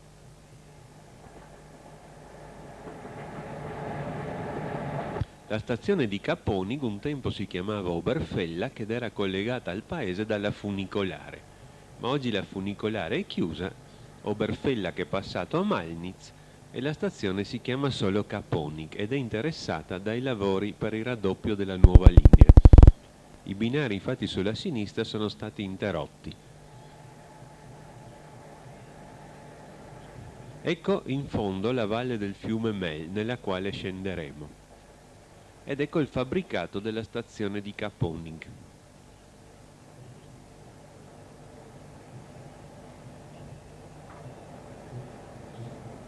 Anche qui vi è un segnale di sbarramento che con le due luci bianche verticali ci autorizza a passare, mentre il ripetitore ci annuncia la via libera del segnale di partenza che con la sua luce verde ci consente di avanzare. Ecco ora il viadotto La Schitzer di 93 metri. Qui a 90 gradi la nuova linea si intersecherà con la vecchia. Ed eccoci entrare nella galleria di Oberer Caponig di 236 metri.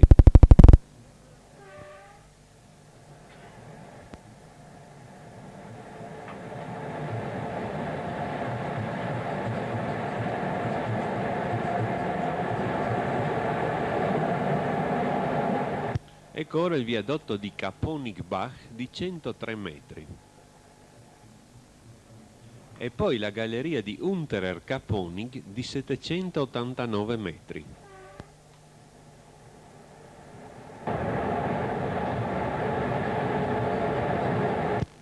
Dopo il tratto in curva appare il segnale d'avviso dello scambio Lindisch che con le due luci verdi inclinate ci avvisa la via libera.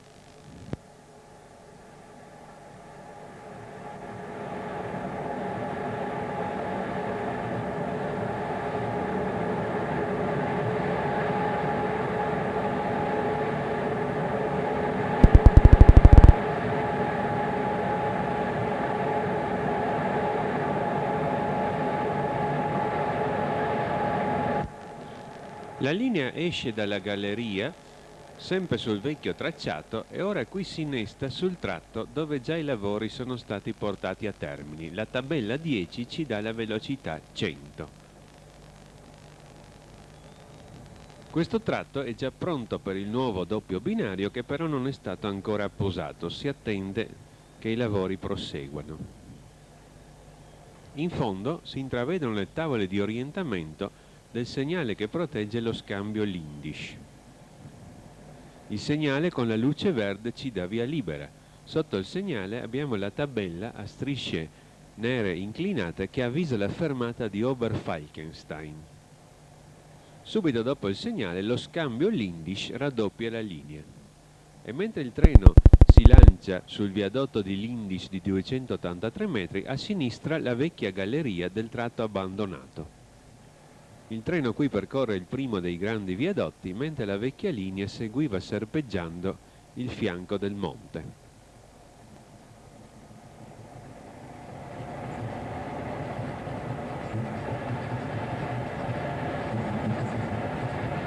Qui da sinistra tornava la linea.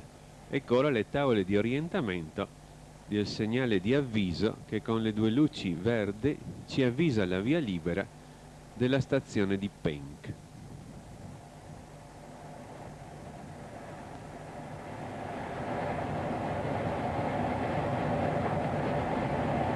Nuovamente a sinistra la galleria abbandonata. Mentre abbiamo passato la fermata di Oberfalkenstein, ecco ora il grande viadotto di Falkenstein di 393 metri. A sinistra la linea serpeggiava nelle gallerie che sono state abbandonate. E dopo la galleria artificiale di Falkenstein di 85 metri, nuovamente da sinistra la galleria abbandonata della linea che si ricongiungeva in questo punto come tracciato.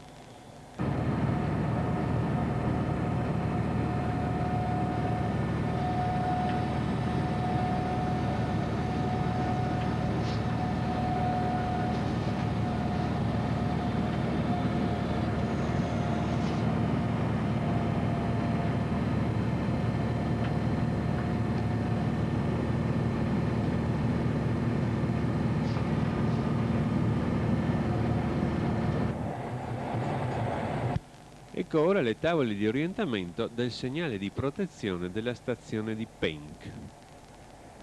Verde con 2 verdi per il transito.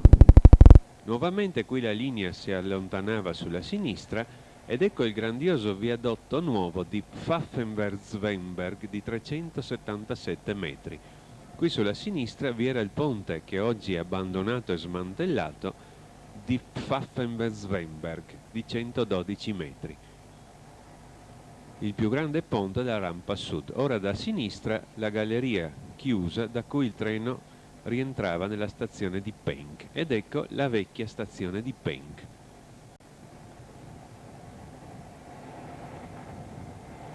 Da cui si telecomanda lo scambio Lindisch. Il segnale di partenza verde ci dà la via libera.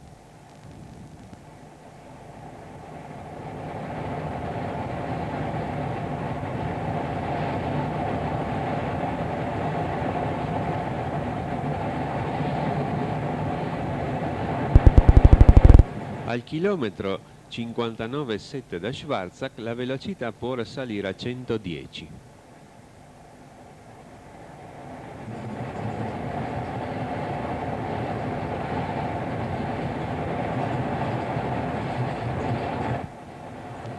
La linea qui diverge dalla vecchia linea che continuava anche serpeggiando. Ecco ora il segnale d'avviso che avvisa via libera del blocco intermedio. Qui sulla sinistra abbiamo sempre la vecchia linea che serpeggiava e anche qui, mentre passiamo il viadotto di Listeldorfer, a fianco vi è il viadotto abbandonato di Listeldorfer e poi vi sono le 2 gallerie abbandonate di Oberer e Unterer Listeldorfer. Dopodiché i 2 tracciati più o meno cominciano a coincidere.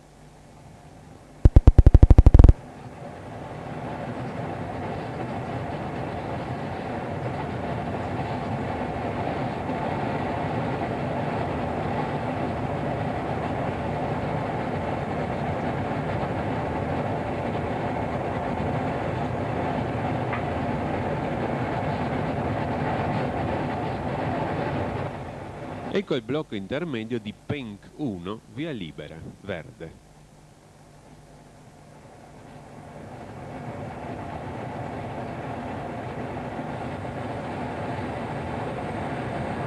Ed ecco le tavole del segnale d'avviso della stazione di Kolbnitz. Qui la velocità scenderà, mentre l'avviso ci dà via libera, scenderà a 70 km l'ora. E la linea tornerà a semplice binario.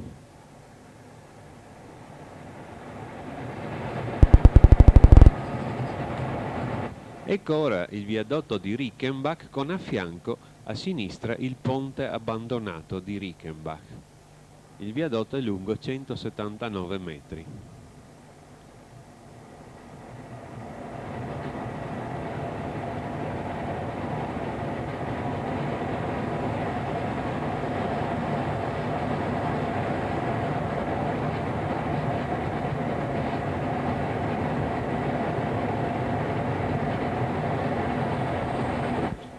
Ecco le tavole del segnale di protezione e la tabella 7 triangolare che farà suonare il segnale indusi.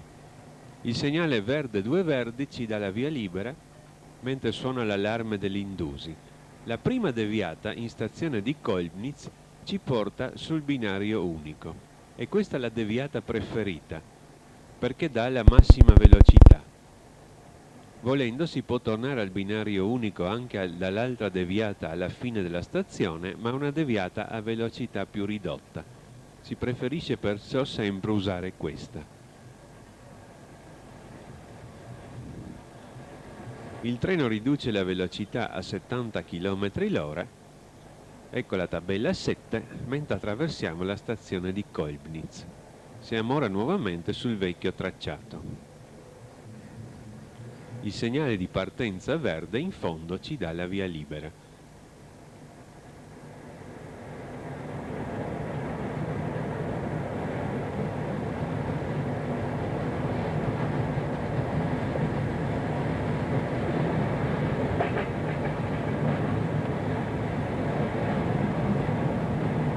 Ecco il viadotto Leitengraben di 42 metri.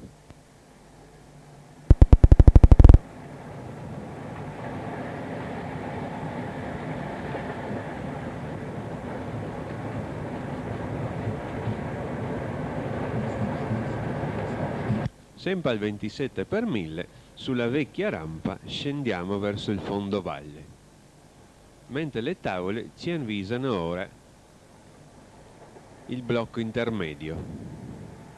Il segnale d'avviso con le due luci verdi ci avvisa la via libera.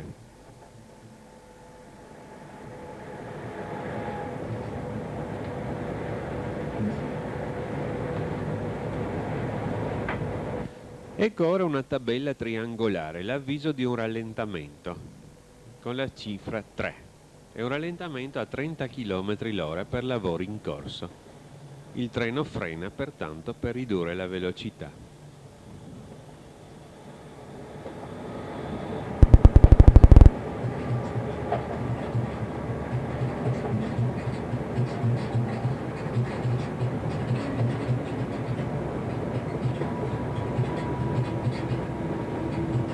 Ecco intanto le tavole d'orientamento del blocco Kolbnitz 1 che vediamo con la luce verde darci la via libera. Stiamo intanto per arrivare al tratto dove vi è rallentamento a 30 km l'ora, il cui inizio è dato dalla solita tabella con la lettera A.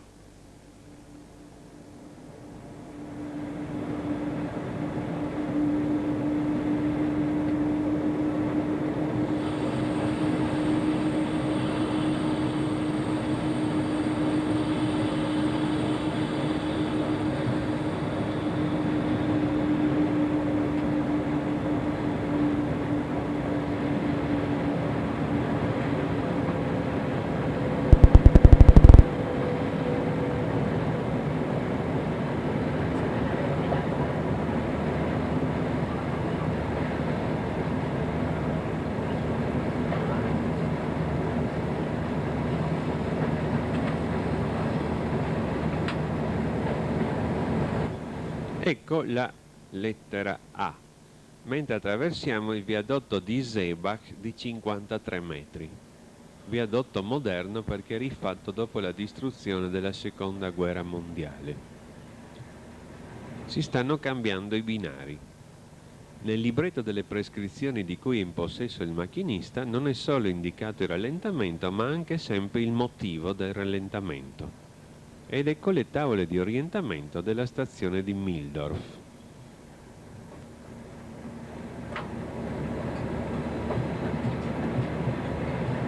In fondo possiamo già vedere il segnale d'avviso che avvisa la via libera con le due luci verdi.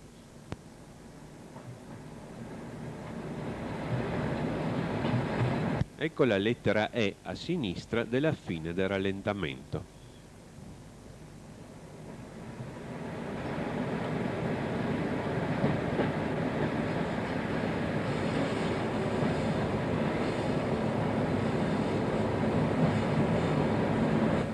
Ed ecco il viadotto Klinzer di 33 metri.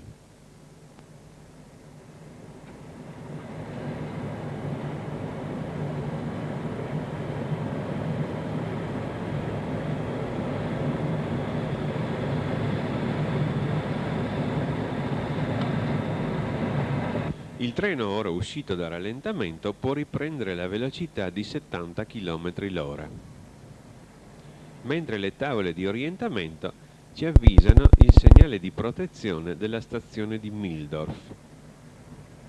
Verde 2 verdi per il transito.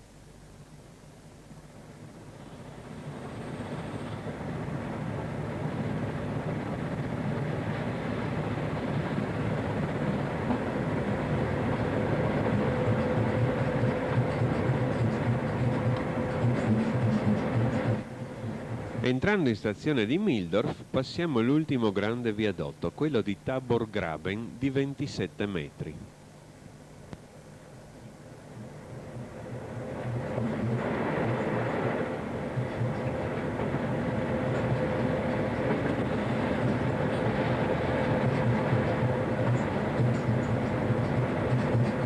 A 70 km all'ora attraversiamo la stazione di Mildorf-Melbricke, mentre in fondo il segnale di partenza con la luce verde ci dà la via libera.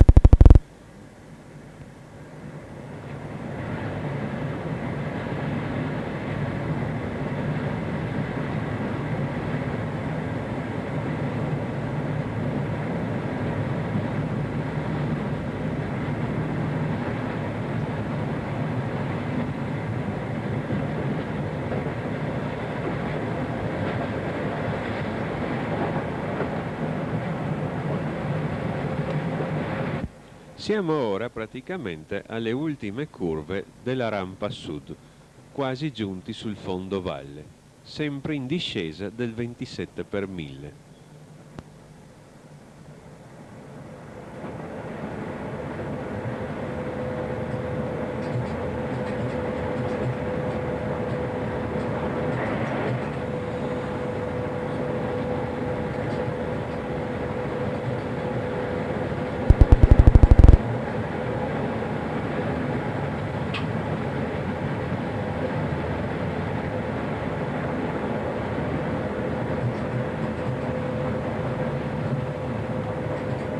Ecco ora le tavole d'orientamento del segnale d'avviso di Pusarnitz. Le due luci verdi ci avvisano la via libera.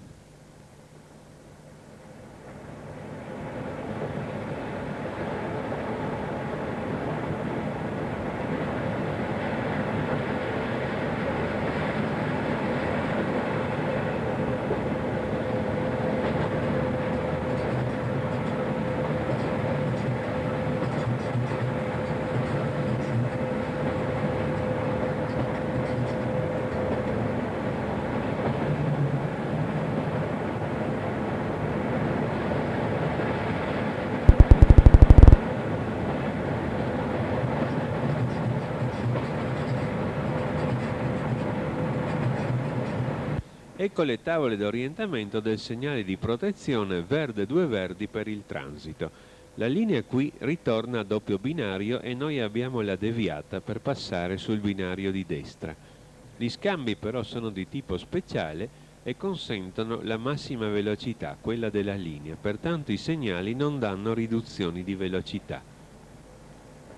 Il treno entra in stazione di Pusarnitz mentre la velocità può aumentare a 90 km l'ora e la linea ritorna a doppio binario.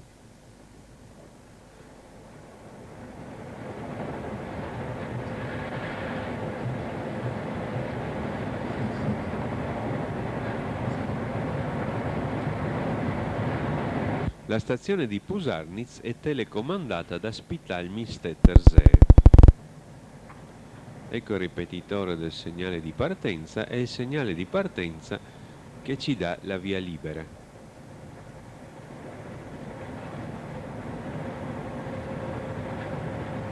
Verde con 2 verdi, infatti il segnale fa anche da avviso per il successivo bivio di Lendorf.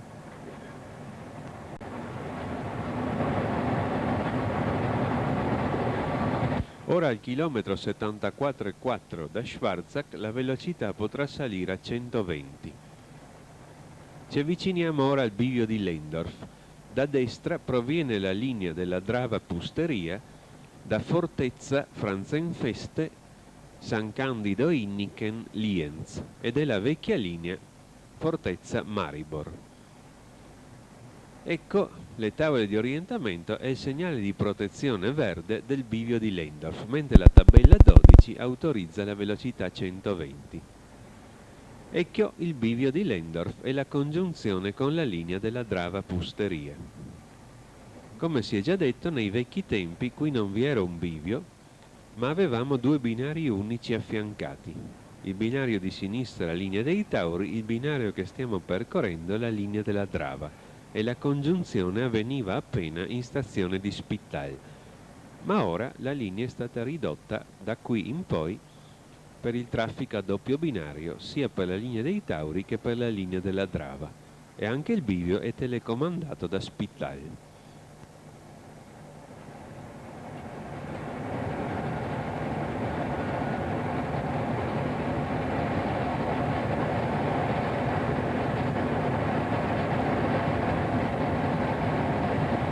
Al chilometro 77,6 la velocità scenderà a 110.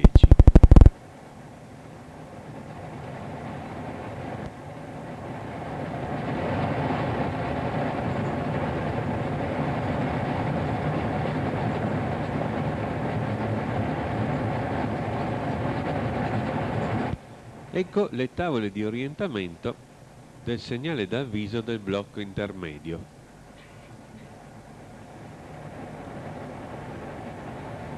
Due luci verdi, avviso di via libera.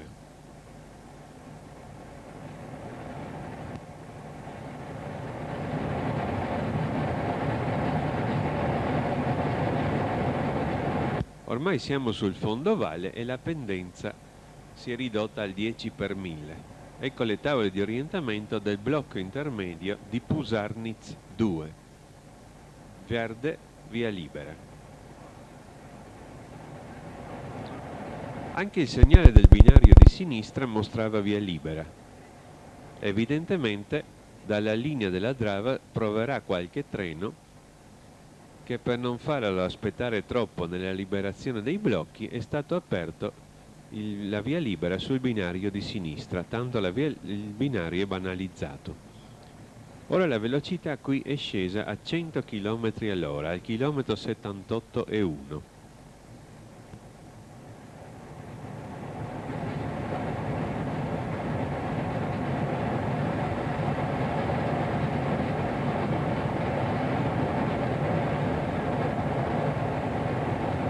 Ed ecco le tavole di orientamento della stazione di Spittal. Poi il segnale di avviso che ci avvisa la via libera con le sue due luci verdi.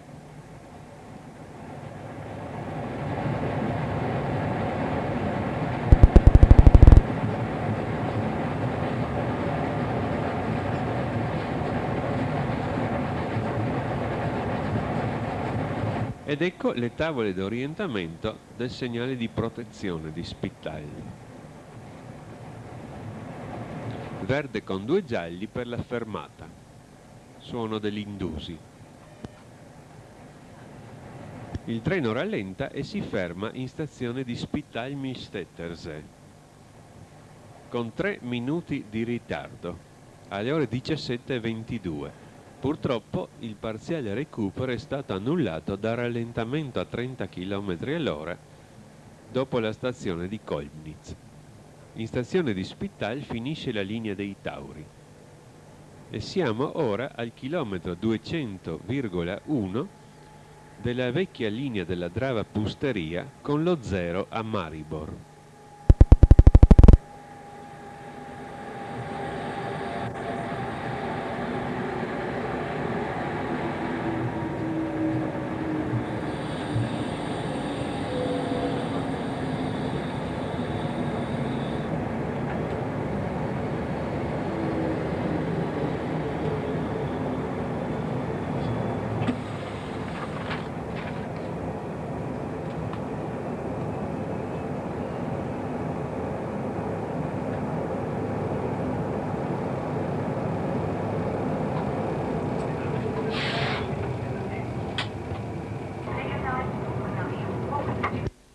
Ancora una volta la luce verde lampeggiante ci dà l'ordine di partenza da parte del capotreno e il treno si avvia dalla stazione di Spittal-Milstädtersee.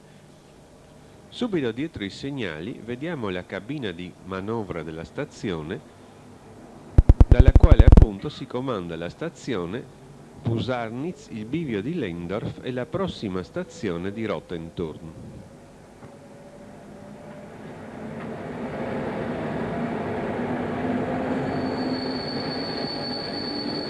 Mentre partiamo passiamo accanto a un locomotore in manovra.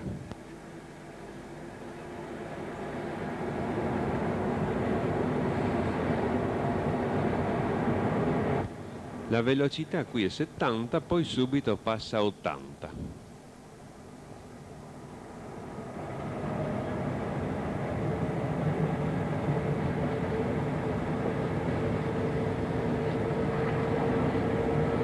Dietro la collina che vediamo davanti vi è il lago di Millstatt, dal quale esce il fiume, sopra il quale ora passiamo con questo ponte in ferro.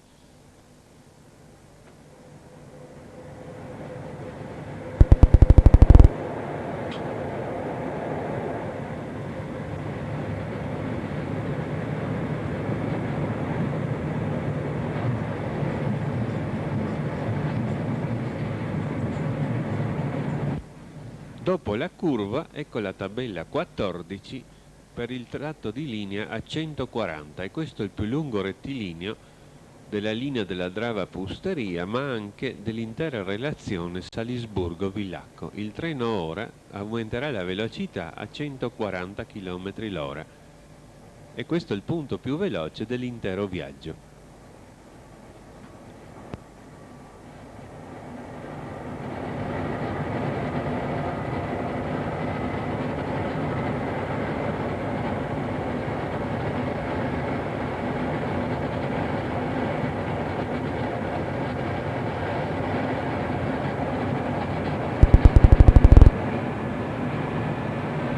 Le tavole di orientamento ci avvisano ora il segnale d'avviso del blocco intermedio che ci dà l'avviso di via libera.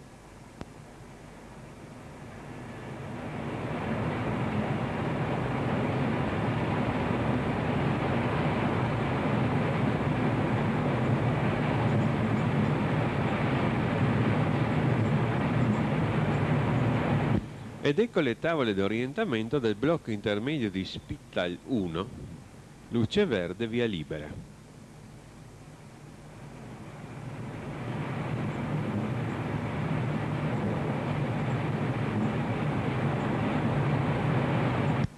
Dal libretto delle prescrizioni sappiamo però che più avanti dovremmo ridurre la velocità a 130. A causa infatti di binari lievemente danneggiati, la velocità deve venire ridotta con un rallentamento a 130.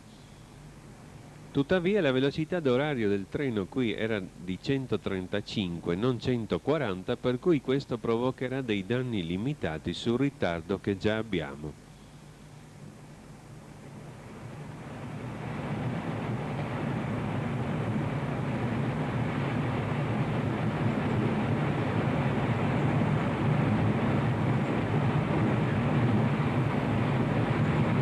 Ecco ora le tavole di orientamento dell'avviso di Rottenturm, che con le due luci verdi ci avvisa la via libera.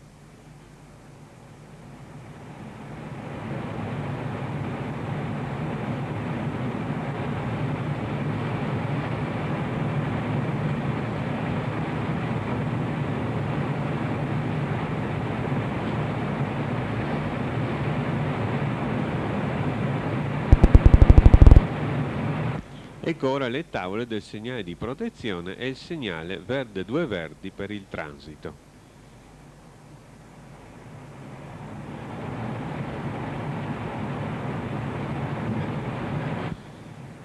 Transitiamo ora in piena velocità per la stazione di Rottenturm, ma ecco l'avviso 13, velocità 130. Il treno quindi riduce la velocità da 140 a 130. Mentre il segnale di partenza di Rottenturm verde ci dà la via libera. Rottenturm è una stazione curiosa, come si vede il marciapiede è solo dal lato del fabbricato viaggiatori, perciò tutti i treni locali devono per forza fare una deviata. Subito dopo Rottenturm ecco il tratto neutro ed ecco la A, da qui bisogna andare a 130. Ecco ora l'avviso del tratto neutro per la chiusura dell'interruttore principale, il tratto di divisione fra le sottostazioni. Ecco ora il segnale di chiusura dell'interruttore, il tratto neutro e il segnale U di riapertura dell'interruttore. Il treno ora viaggia a 130 a causa di questo lungo rallentamento, che comunque limita la potenzialità della linea in modo minimo.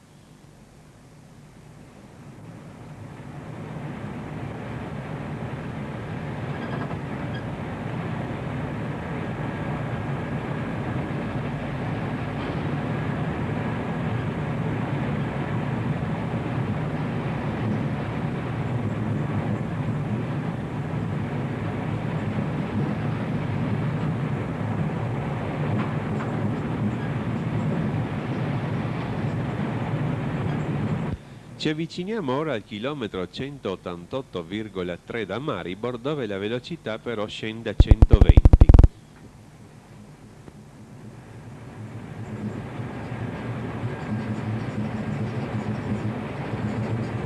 Ecco ora le tavole del segnale di avviso del blocco intermedio che ci avvisa la via libera.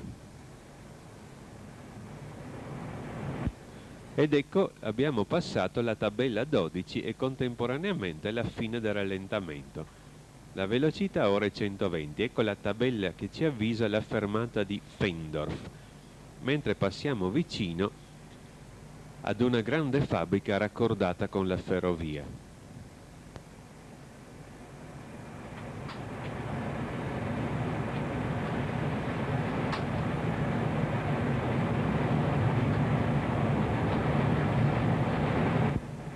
Ed ecco la fermata di Feindorf, mentre le tavole di orientamento ci annunciano il blocco Rottenturm 1 verde via libera.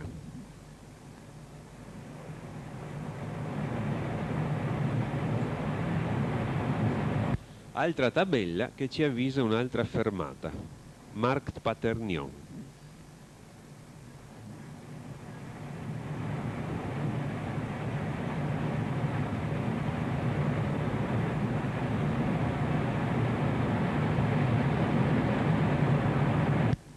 Ed ecco la fermata di Markt Paternion.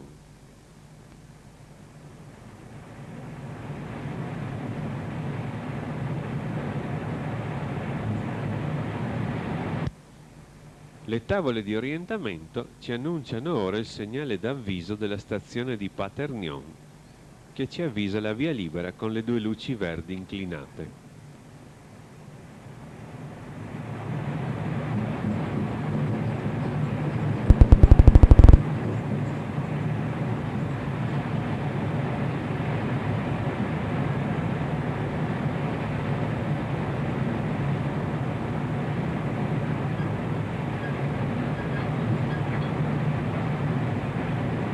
Ecco ora le tavole del segnale di protezione, verde con due verdi per il transito.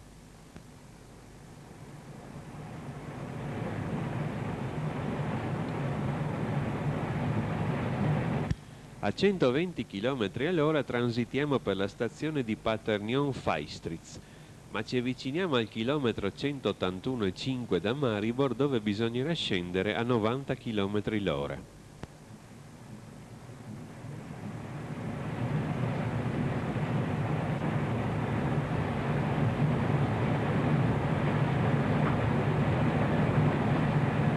Il segnale di partenza verde ci dà la via libera.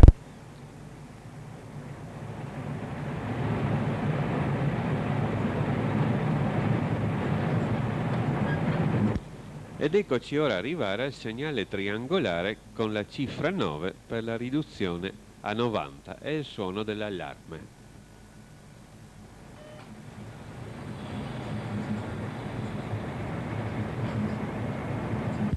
Il treno frena e riduce la velocità a 90.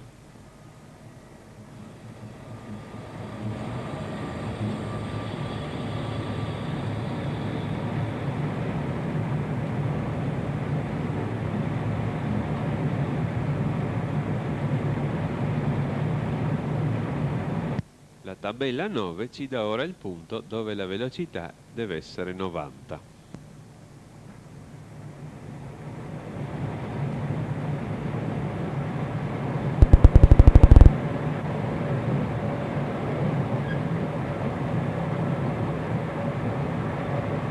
La linea della Drava Pusteria si fa qui tortuosa per seguire il fiume Drava.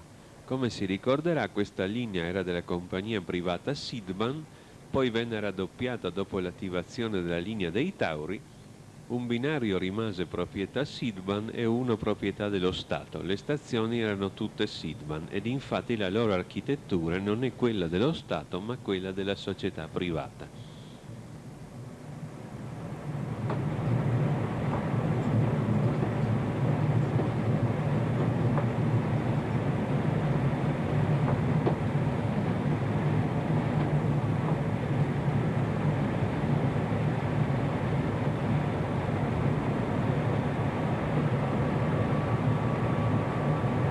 Ci avviciniamo ora al chilometro 179,4 dove la velocità può risalire a 120.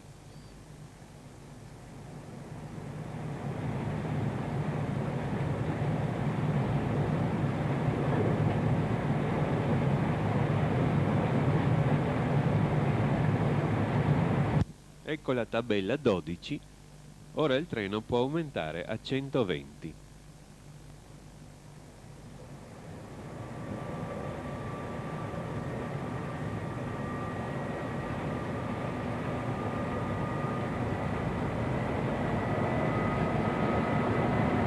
Le tavole d'orientamento ci avvisano ora il blocco intermedio.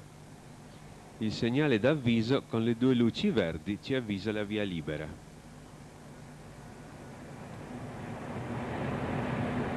Mentre costeggiamo un'altra grande industria raccordata con la ferrovia, ci avviciniamo all'ex stazione di Weissenstein-Kellerberg. La stazione è stata chiusa ed è diventata una semplice fermata, ma il suo grande edificio che vediamo a destra è quello di una stazione. Subito dopo Weissenstein-Kellerberg il segnale d'avviso intermedio di Paternion 1, luce verde, via libera.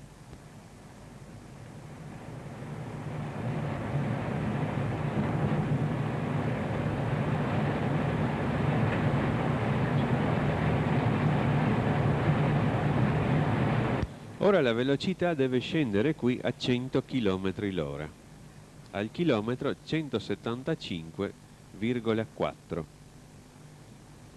Nuovamente quindi avremo un'indicazione della riduzione di velocità.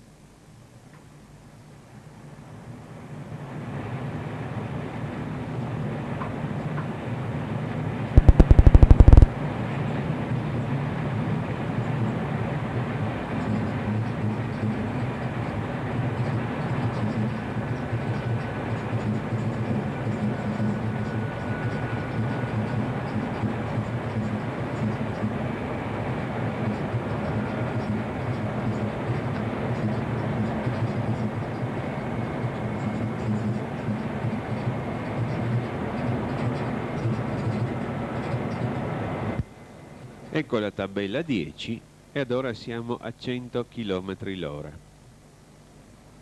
Ma ci avviciniamo al chilometro 174,5 dove la velocità scenderà ancora a 80 per un tratto particolarmente tortuoso. Intanto si avvicina il segnale di avviso della stazione di Gummern, che con le sue due luci verdi ci avvisa la via libera.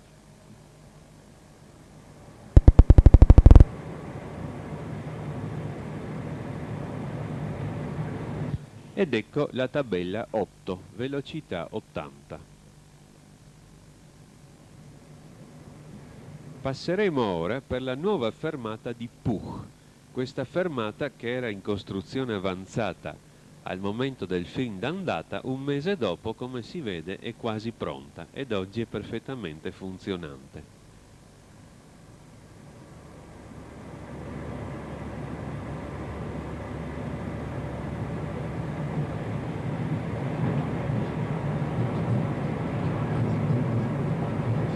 A 80 km all'ora ci avviciniamo al segnale di protezione della penultima stazione del nostro viaggio. Eccolo, verde con due verdi per il transito. È la stazione di Gummern.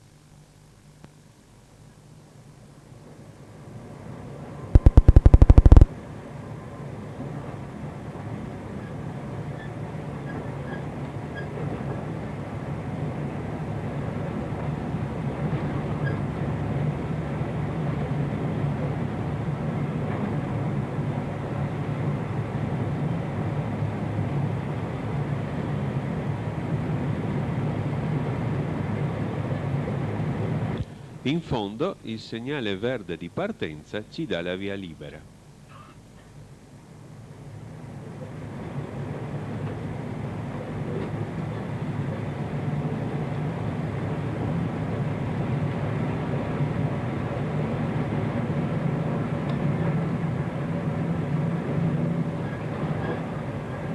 Ora al chilometro 171,9 la velocità potrà risalire a 100 km l'ora.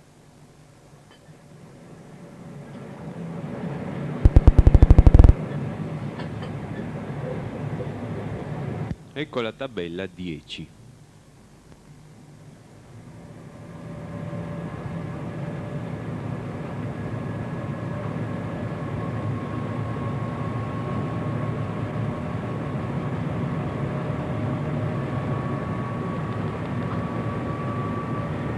Nuovamente ora si passa vicino a una grande industria raccordata con la ferrovia.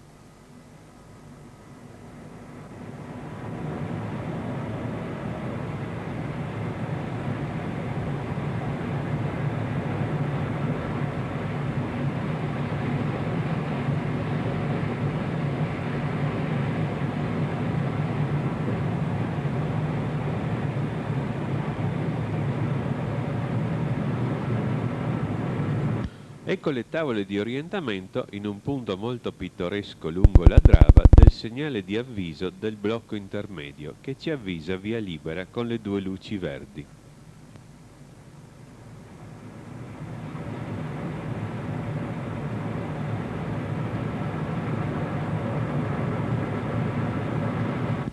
Subito dopo il blocco Gummern 1, al chilometro 168,8 la velocità scenderà a 90.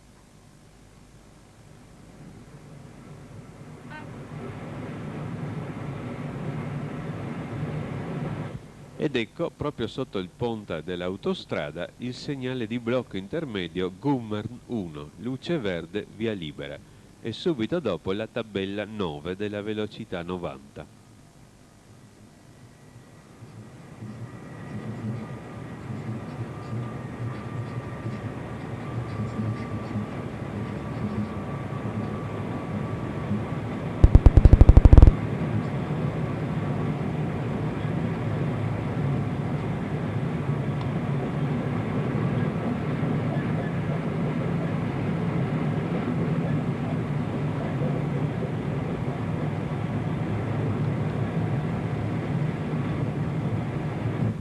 Ecco ora le tavole di orientamento del segnale d'avviso del bivio di Lind.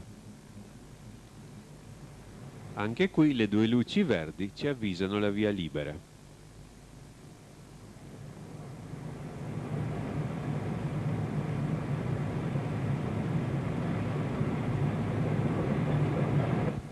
Il bivio di Lind è il punto dove si dirama il raccordo triangolare che permette ai treni di poter andare alla stazione di Villacco Ovest e da lì a Tarvisio o a Jesenice senza l'inversione di marcia a Villacco Centrale. Ed è quindi percorso dai treni merci oppure di notte da treni internazionali che non raggiungono Villacco Centrale o da treni straordinari.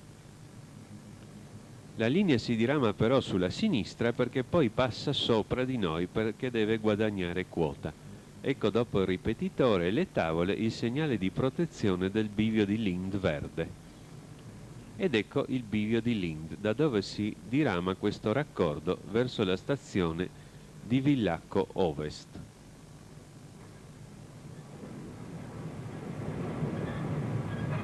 Intanto subito le tavole di orientamento ci annunciano l'avviso di Villacco Centrale.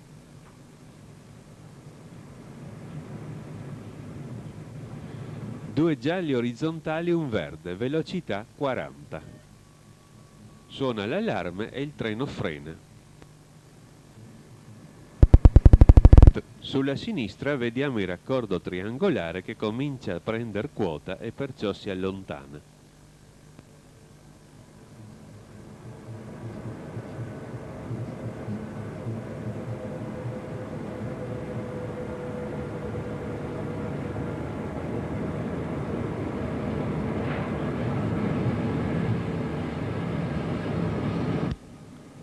Il treno riduce la velocità a 40 per l'entrata a Villacco Centrale.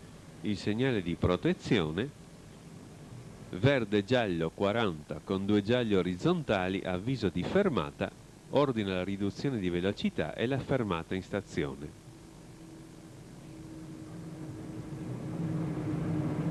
Suona l'allarme.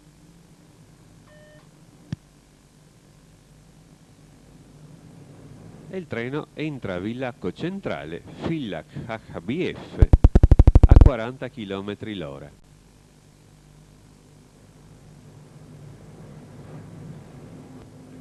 Sopra questo ponte passa il raccordo triangolare che dal bivio di Lind porta a Villacco Ovest, mentre sopra il secondo ponte passa il raccordo merci, ex raccordo dello Stato che aggirava la stazione Sidban. E qui da destra viene giù invece l'altra linea con la quale ora ci congiungiamo, che è la linea proveniente da Tarvisio e da Jesenice. Il treno si avvia ora al binario del fabbricato viaggiatori di Villacco Centrale, il binario 9. Queste strane numerazioni sono dovute al fatto che in Austria i binari di corsa sono il binario 1 e il binario 2 e poi i binari aumentano di numero pari o dispari.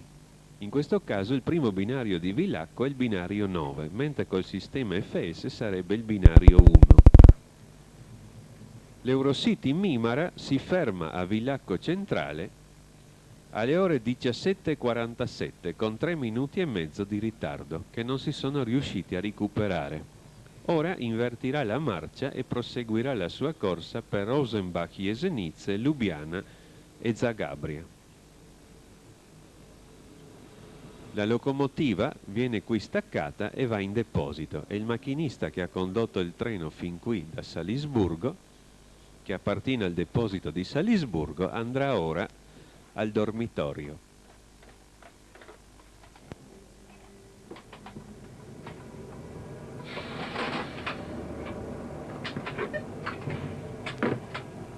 Vanno. Dobra, coesistenza sul carità. Ecco già pronto il segnale di coda per il nostro treno che ripartirà con la marcia in senso contrario.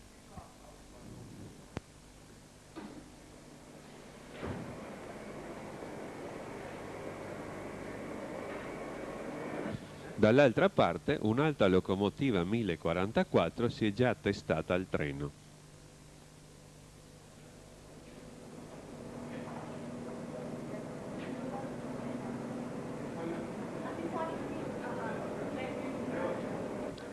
La fermata comunque consente di recuperare il ritardo.